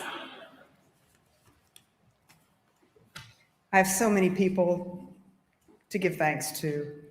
I'm going to start with L. Ron Hubbard. He's not here with us, obviously, but he had a vision to create this amazing contest, and I will be forever grateful for it. And even though they've probably heard this, let's see, well over 1,000 times, thank you to all the people at Author Services and Galaxy Press for making this past week a once-in-a-lifetime experience. Thank you so, so much. And a really special thanks to all the judges, the first readers for selecting my story, Canary, and to the editors for helping it take flight. I appreciate that a lot.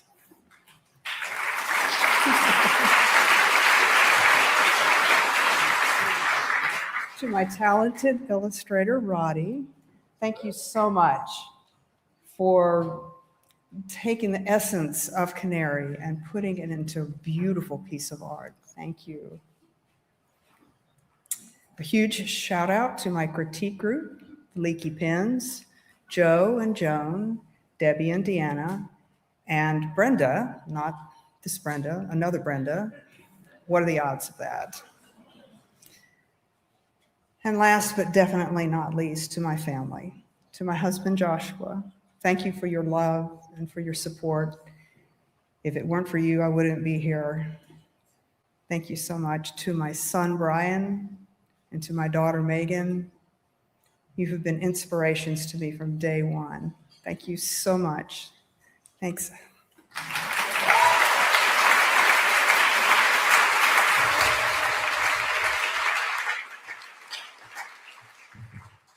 Hello, friends. Hi. What a lovely opportunity this has been. Obviously, thanks to the staff of Writers of the Future contest, amazing people, so welcoming and vibrant. You support an incredible legacy. To our judges, obviously, again, your experience, your fold in white paper, encouragement, yeah, and help point us in a new path, which is so valuable. And my fellow winners, I did not expect so much joy and excitement, and what a good time we had. So thank you so much for that. Obviously, Brenda, Canary was such a emotional story that it was easy to illustrate. So I found the spot for it real quick. Thank you. Friends and family, Zach, thanks for coming up from San Diego. You've been there a long time, and I appreciate it. My friend Ann back home, who I hope is watching, she made me this nice little. And from family back home, Kyle, my wife, my glowing wife, Kyle, you're incredible. And my son Lachlan is probably in bed already, but I hope you watch this tomorrow. Your imagination keeps my imagination alive. Thank you, everyone.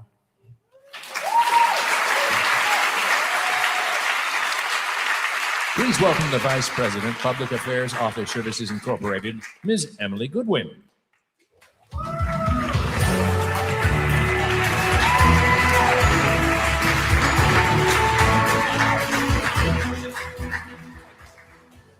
Since their inception, the contests have received entries from 182 countries, and we've had winners from 52. Tonight, we celebrate the 42nd year. And this year, we have reached a milestone. With the release of Volume 42, we are proud to announce that more than 1,000 writers and illustrators have now been published through Writers of the Future.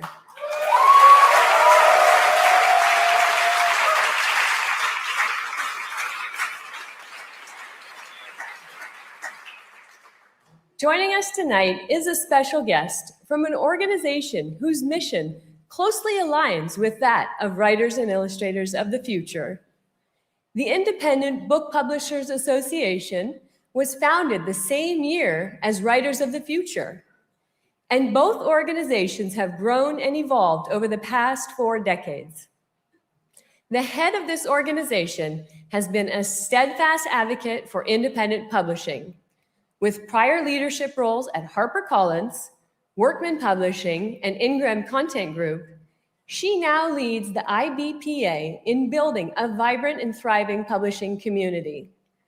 She is committed to fostering a more diverse and equitable publishing ecosystem and to protecting the freedom to read. To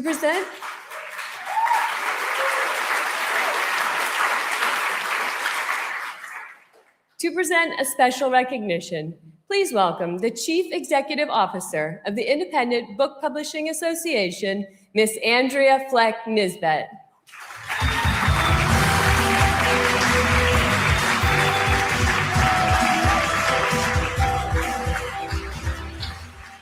Thank you. I would like to congratulate the Writers and Illustrators of the Future contests for providing a platform to more than 1,000 new voices in our industry. This dedication to discovering and publishing emerging talent reflects the ongoing core values of IBPA, which is committed to authentically serving and supporting those in this industry through advocacy, education, and tools for success.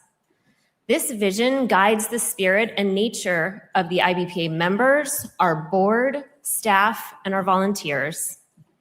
In the first volume of Writers of the Future, Mr. Hubbard wrote, "The artist injects the spirit of life into a culture. What began as a single idea has grown into a global community, and that champions new voices, bold ideas, and the enduring power of storytelling." The plaque I'm presenting today reads in part, "For over 40 years, the Writers and Illustrators of the Future contest has launched over 1,000 new voices, standing as the longest-running speculative fiction contest of its kind and shaping the next generation of storytellers and visionaries. This spirit of access, innovation, and creative independence reflects the mission of the Independent Book Publishers Association: to empower writers and creators to bring forth diverse voices, shape culture, and build the future of publishing." So, it is my pleasure to present the plaque to the founder of the Writers and Illustrators of the Future contest, Mr. L. Ron Hubbard.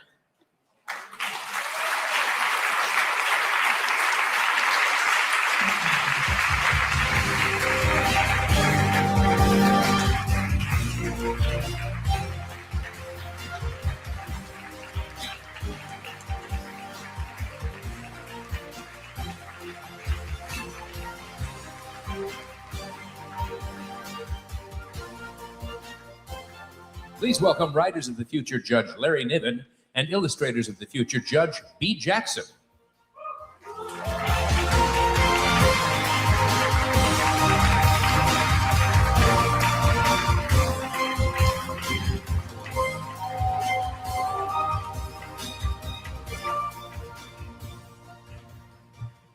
Good evening.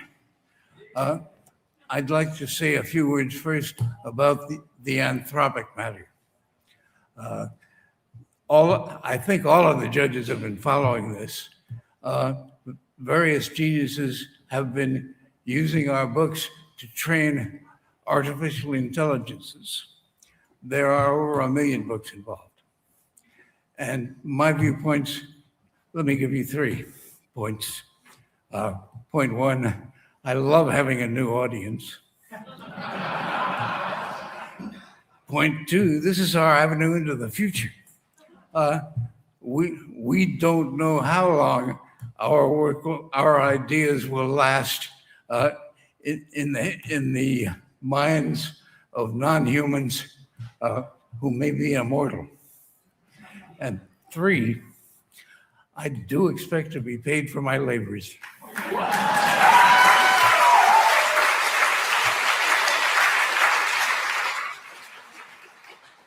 Writer-winner Michael T. Kuister is an engineer by day and science fiction writer by night.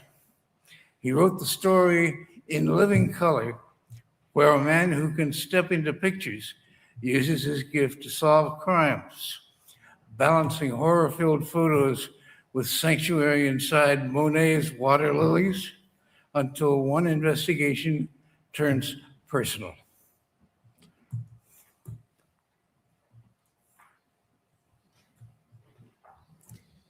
The illustrator for this story, Nathan Dywyer, grew up in Greensburg, Indiana. He creates imaginative creatures and characters that coexist with one another. His work ranges from traditional oil paints to modern digital.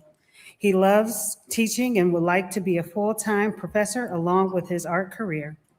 Please welcome them both to the stage.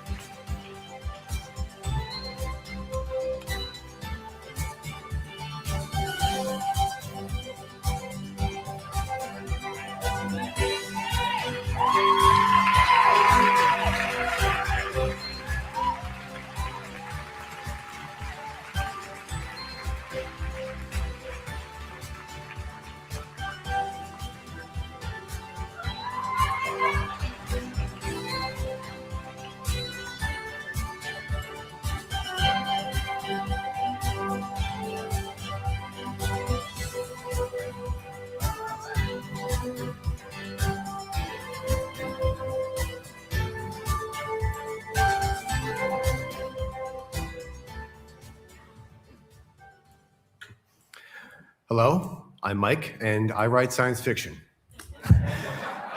When Joni called me and told me that I was a finalist, she asked a routine question. What was it like to write this story? I couldn't give her a routine answer. I told her the truth. This story ruined a week of my life. It tore me apart. I was miserable. I was withdrawn. I was grumpy. I started having nightmares. Something I created gave me nightmares. But looking back at it now, I should have known right at that moment that this was something that was going to happen, because those are the stories that need to be told. Those are the stories that go somewhere, the stories that you write that tear you apart, that make you feel something. Because as I've said a lot over this past week, I have found over the years that you have to write what you love and what you care about and what you feel. You can't just force yourself to write something. If you write something that you don't want to write, it will read like it was written at gunpoint. So I wrote this story, and I honestly didn't really like it that much afterwards because of the feelings that I had that I associated with it. But everyone I knew who read it said the same thing. This is the best thing you've ever written. I didn't agree with them. I'm here now. What do I know? Now then, they say it takes a village to write a story, and I have a whole city to thank. I'd like to start out, obviously, with L. Ron Hubbard, whose posthumous generosity made this entire thing possible. Obviously, I would like to thank, moving on from there, all the wonderful folks at Author Services and Galaxy Press who have continued his work and who have spent this past week very patiently making all of us feel like royalty. And for a modern writer, that's very rare. I would also like to, getting more personal, I would like to thank my critique group, Book Beta and Beyond. They're wonderful people. So that's Alicia, Saren, Mark, Gemma, and Mel. They've been incredibly supportive for me. And also it turns out that they're excellent proofreaders. Let's see. I would like to thank my friend Sarah, who is my top beta writer, my biggest friend, and my biggest fan. I would like to thank my loving and supportive partner, who unfortunately could not be here tonight. I would like to thank my beta group, many of whom actually read this story, and they were the ones who kept on telling me, no, this is going to do it. It's going to win. And lastly, because I always end like this, I would like to thank my mother, who always believed that I could do something like this, but refused to read this story because it was too scary. Thank you very much.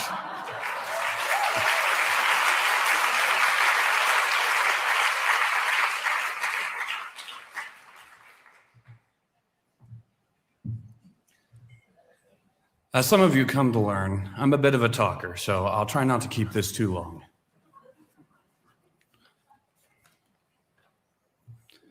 As a fantasy illustrator, the work of illustrators Bob Eggleton and Frank Frazetta changed my life forever. I grew up seeing Bob's Godzilla art, and that had forever been an inspiration of mine. And then I discovered Frank Frazetta's strong and powerful warriors and was forever inspired. As an educator, I am a true believer in the idea of paying it forward, or as I like to call it, passing the torch. This is something I very much impress upon to my students. And L. Ron Hubbard posthumously really passed the torch on to the next generation. The same can be said for all of the judges whose art I've looked up to and books I've read, and all the past winners who I look up to as well. You all pass the torch all the same. Additionally, I want to give thanks to all of the fellow winners that I'm here with today. This has become a new family that I get to be a part of, and I'm forever grateful.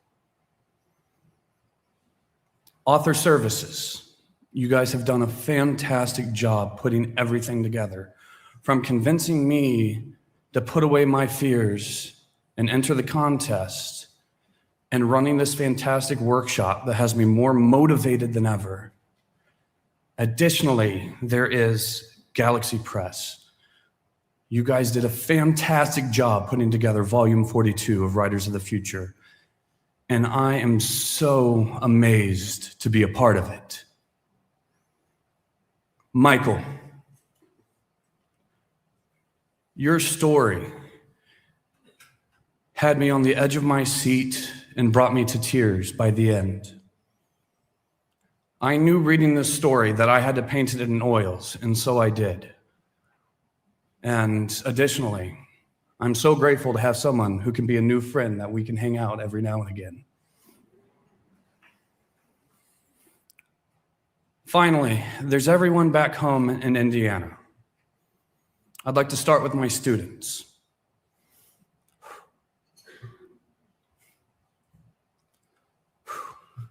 Seeing you all work so hard and working on your final projects and helping each other out while I'm gone is truly inspiring. And I'm so proud of all of you.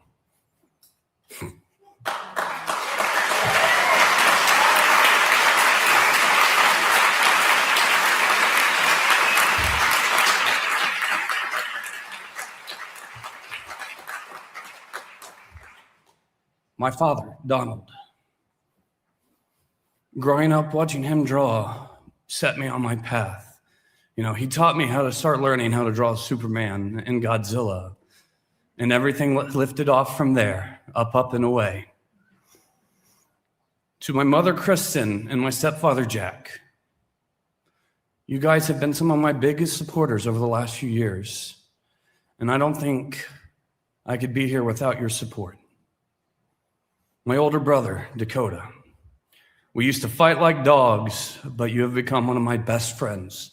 You've seen me at my highest points and my lowest points, and you stayed by my side all the way. And lastly, my girlfriend, Kim, taking care of my cat right now. You are one of the best parts of my life. And you make me want to be better and strive to be better every single day. I love you so much. Thank you, everyone.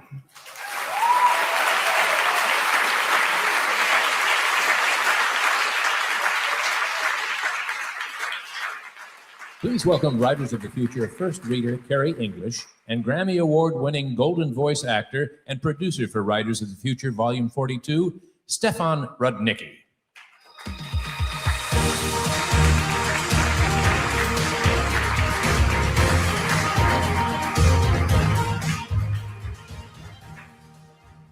Writer winner Mark McWaters has long been a fan of things that go bump in the night, scratch at the door, and blow cold air on the back of your neck. So it is no surprise that he wrote the story Ghost Dog. It keeps you on the edge of your seat. When an unseen creature stalks his home, a man must protect his small dog from a supernatural predator determined to force its way inside and claim a living host.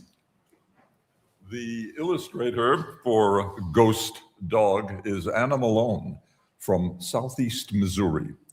Her art combines expressive figurative techniques with atmospheric environments. She is currently studying for her Bachelor of Fine Arts at the Columbus College of Art and Design, where she is doing her finals and therefore not able to be with us tonight. But we will still celebrate her fantastic illustration for Volume 42. Please welcome Mark to the stage.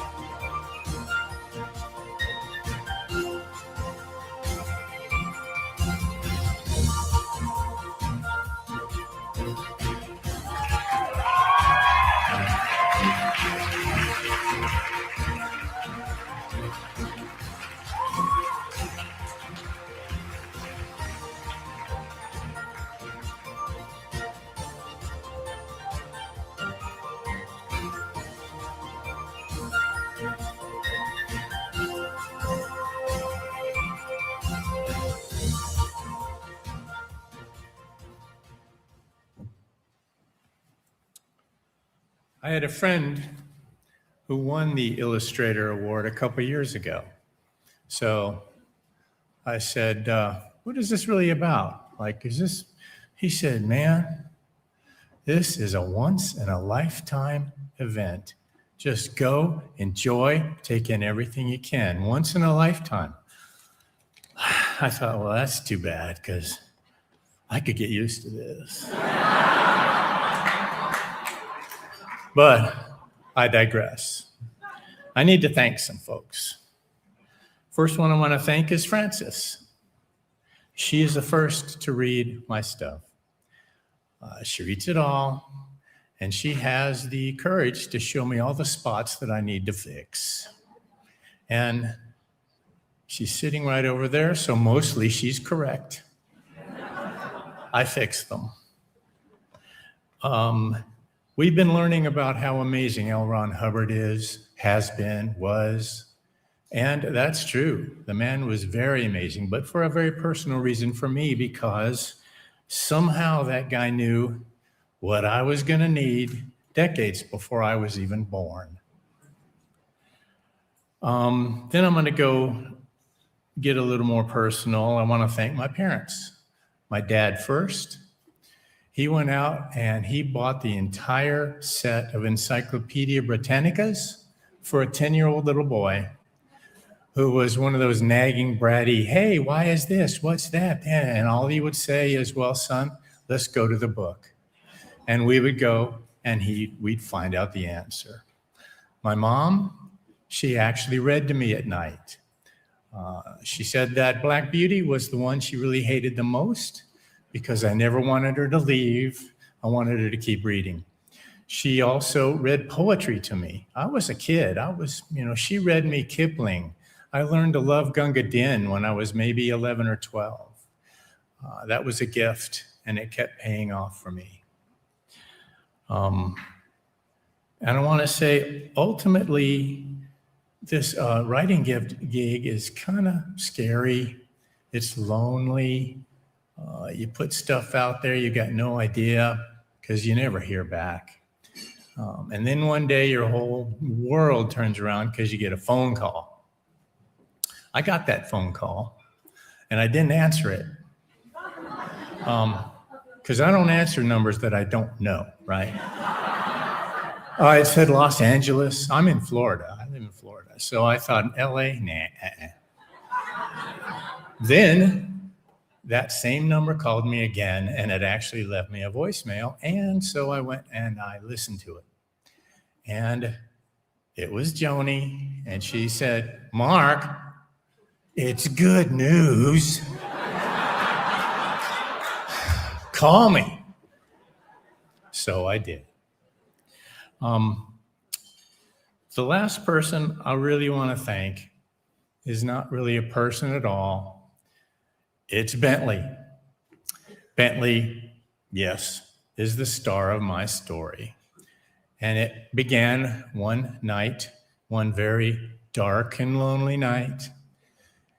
And I shot straight up, awakened by a little dog on the edge of my bed, and he was barking his fool head off, and his little tail was vibrating. And then I heard the noise. And it was something in the wall, scratching in the walls, and he took off like a shot and ran through the house. That is all true.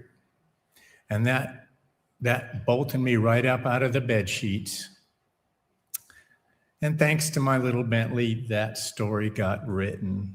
So we're coming home to see you, buddy. It's just going to be a couple days. Thank you so much.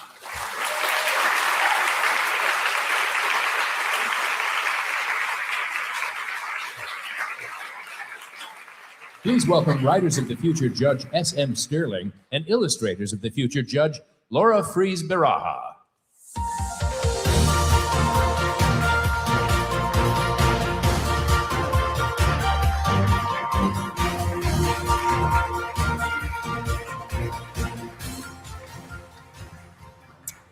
Writer-winner Joseph Sidari is a practicing physician from Boston, Massachusetts, who wrote the story A Girl and Her Dragon, A Life in Four Parts, where across decades, a girl grows into a journalist, activist, and outlaw with a lifelong devotion to return a captive dragon to the sky.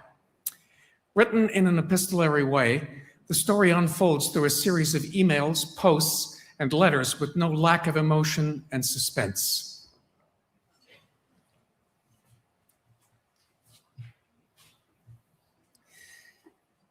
The illustrator of this story, Josie Moore, has always been seen with a sketchbook by her side.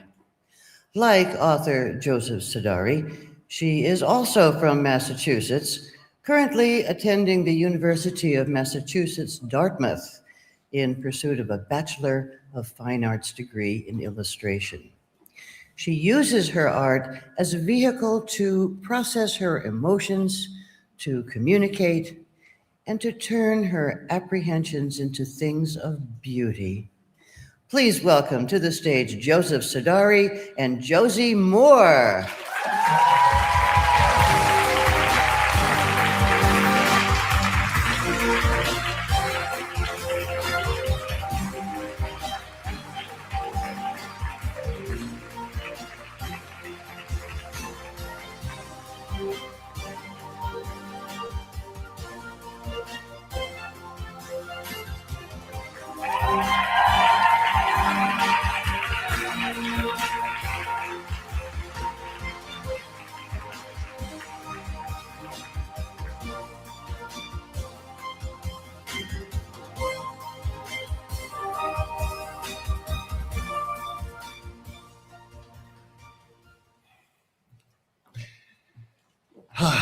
Well, for those of you keeping score, this is the last group.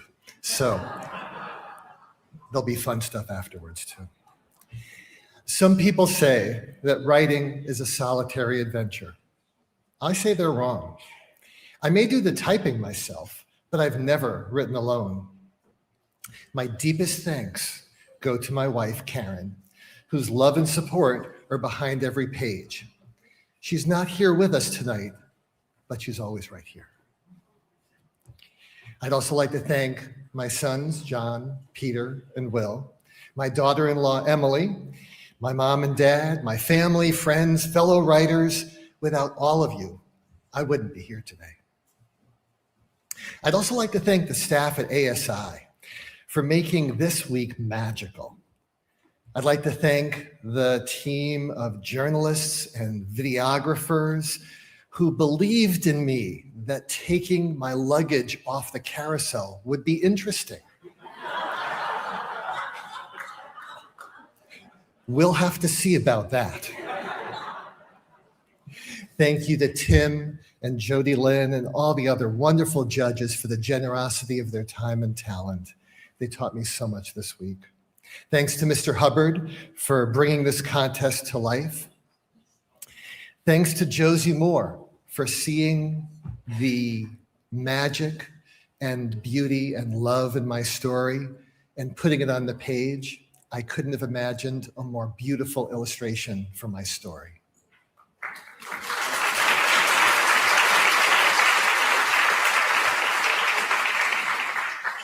And thanks to my fellow writers who I've met this week.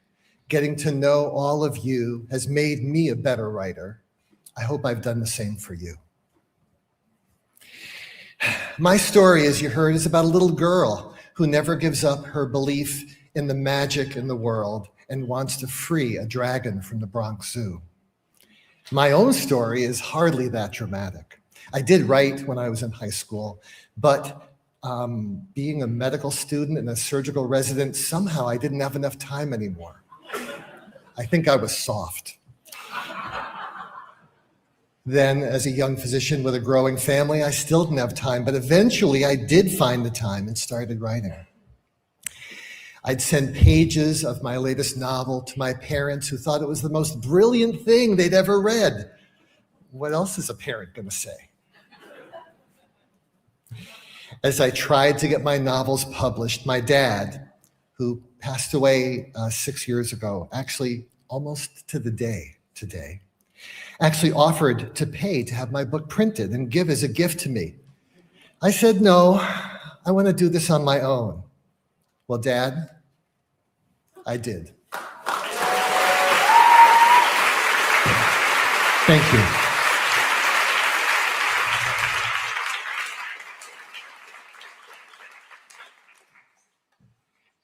Oh boy, is it my turn? Well, as I've been said, better late than never. So, we've all heard dozens of people will talk today, right? So I'm not sure what I could bring to the table that could be any stronger than the dozens of writers we've seen. So I'm going to keep it short. Mom, Dad, I did it.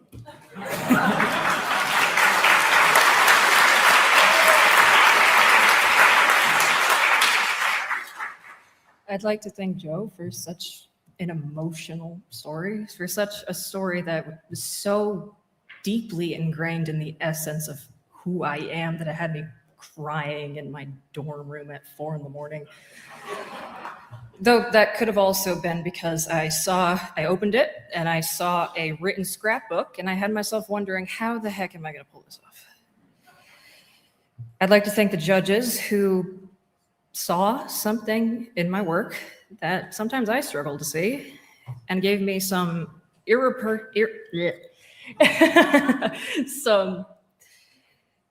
some of the most incredible advice about art that I have ever received, including but not limited to Rod Pryor, who very helpfully told me, you need to get better at talking to people. To which, as an artist, I am well aware, but I didn't need to hear it out loud. But anyway, last but not least, I'd like to thank Austin.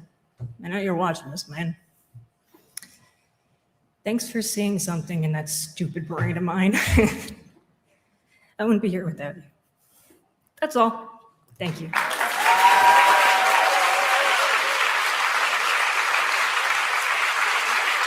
To introduce the Writers and Illustrators of the Future Golden Pen and Golden Brush Awards for Volume 42, please welcome the contest director, Ms. Joni Labaki.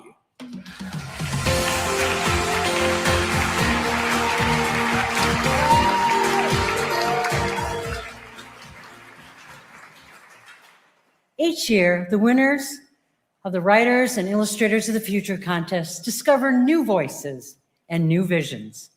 Tonight, we arrive at the moment when two of those creators are recognized in a special way. I first would like to say that all the writers and illustrators you heard from tonight are winners. Their stories and art rose above thousands of entries internationally. It has been my honor working with each one of you this past year. But from this year's winners, our judges have selected the recipients of our grand prizes: the Golden Brush Award for the Grand Prize Illustrator and the Golden Pen Award for the Grand Prize Writer. In addition to this recognition, each grand prize winner receives a cash award of $5,000. And now, we come to the final presentation of our grand prizes. To present this year's grand prize illustrator, please welcome Illustrators of the Future Coordinating Judge Echo Chernick and Yannicka Mikkelsen.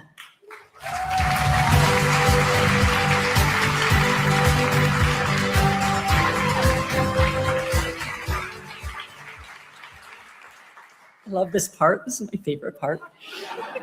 Each year, the illustrators in this contest bring imagination to life in unique ways and a tremendous amount of different styles. Their creativity and skill make choosing a single grand prize winner a real challenge for our judges. It has been a pleasure working with all of you, and I have no doubt that many exciting careers begin right here.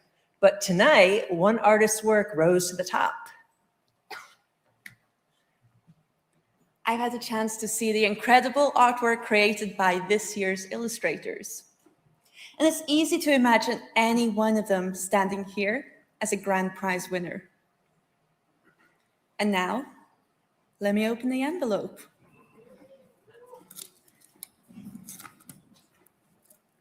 Oh, so much glue.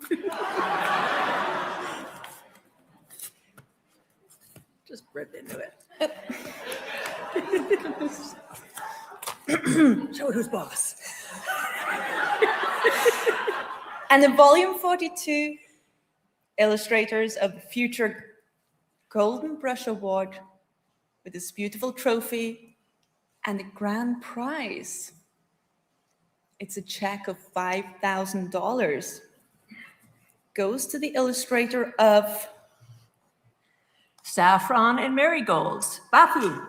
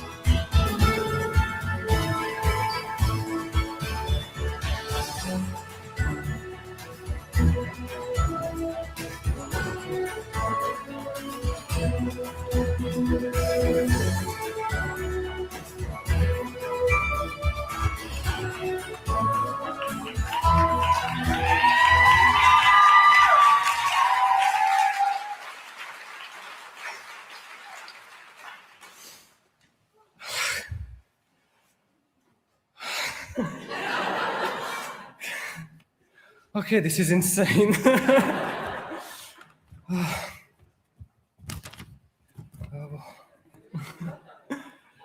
So, we were told the second speeches were worse than the first ones because people don't expect to give those. They're always so surprised to win, and I'm sorry to be one of them because I just written one thing, and it was, in case you win, you should quickly grab the award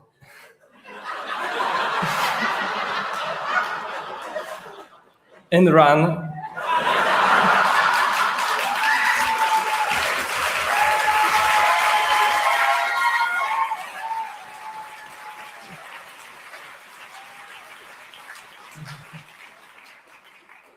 Before judges can change their mind.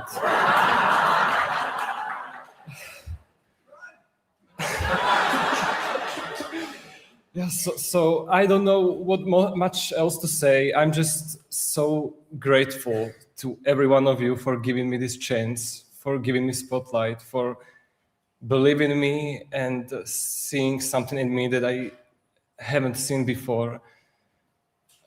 I'm so grateful to the judges for their kind words and everything they did for me during this week. It was truly life-changing experience, and I took notes almost of everything they said all the time.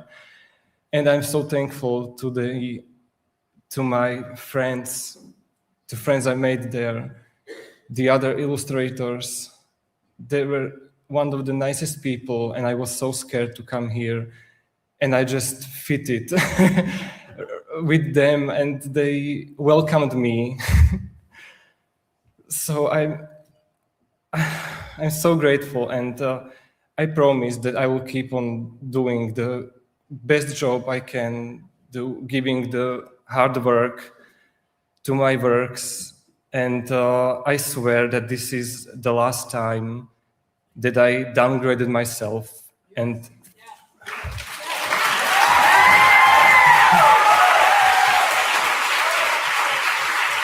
thank you so much.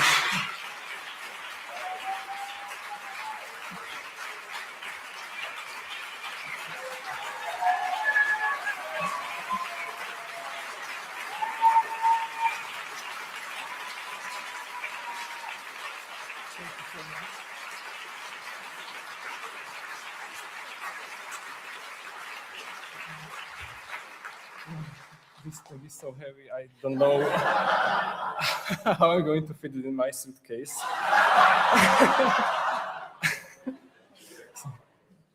Thanks again.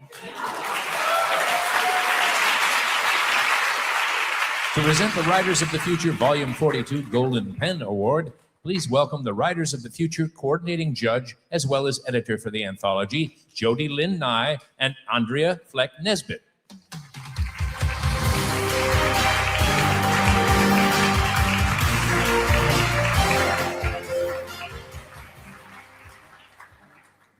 Serving as coordinating judge for the Writers of the Future contest continues to be an incredible privilege.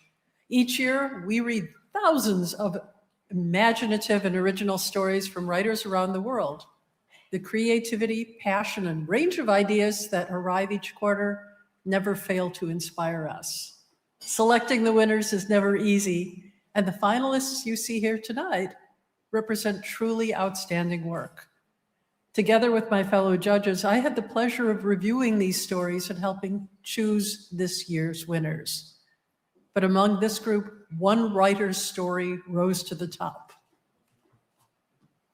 And now, this is the moment we've all been waiting for. I heard it was a close race for the top spot. The Volume 42 Writers of the Future Golden Pen Award, along with the grand prize check of $5,000, goes to the writer of the story, In Living Color, Michael J. Castor.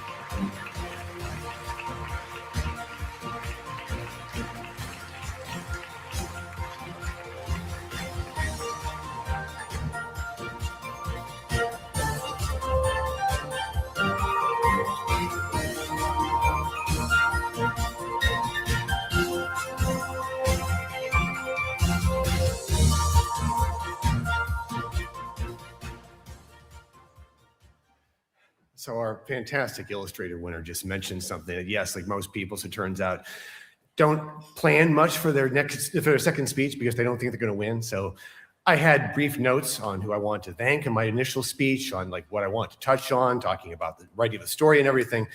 My notes for this speech were exactly one sentence long, and it just said, "Don't be a yutz." I'm not making any guarantees. However, I said in the first speech that it takes a village to write a story, and I had a city to thank. And to be fair, I didn't thank that city. In 2003, at 18, I shook off the dust of my one-horse town and left to see the world. And that trip took me about 5 hours driving down I-71 to the city of Cincinnati, Ohio. That city has since then been my home for the majority of my life. It has seen the greatest and some of the worst moments of my life. But over the course of all that time, it has given me more than it could possibly take. Cincinnati is a place where ordinary people do extraordinary things every single day. And I say that as an ordinary person who has apparently just done something extraordinary.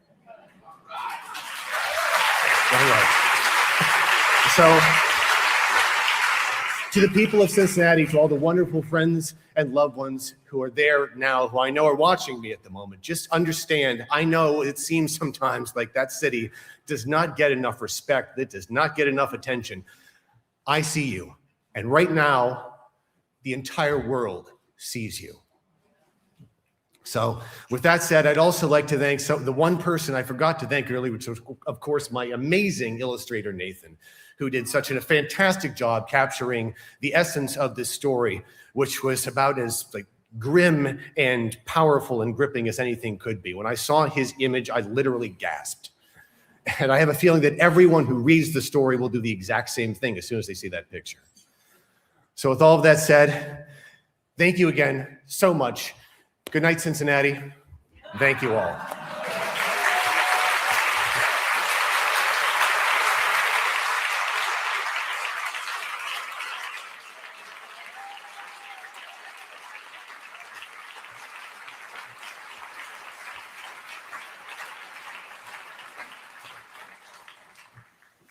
This brings us to the close of the 2026 L. Ron Hubbard Achievement Awards and our celebration of imagination. Tonight, we encountered worlds where a man can step into pictures to solve crimes, a dragon develops a surprising fondness for cheese, and a time agent who must stage the asteroid strike that ended the age of dinosaurs. Wild ideas, impossible ideas, all born from imagination by creative minds sitting right here in this room who dare to ask, what if? L. Ron Hubbard said that one's ability to imagine is directly proportional to one's ability to be successful. Tonight, you have proven your ability to imagine, and now you have the opportunity to be successful. Congratulations to all of you. And to the writers and artists still out there dreaming up their first or next story or illustration to submit, we look forward to seeing what you imagine. Please join us now in the beautiful Taglian complex at the end of the universe as we continue celebrating with our winners and our distinguished judges. From all of us at Author Services and Galaxy Press, thank you for being with us tonight. We look forward to seeing you next year for the 43rd anniversary of the Writers and Illustrators of the Future contest. Enjoy the rest of the evening. Thank you.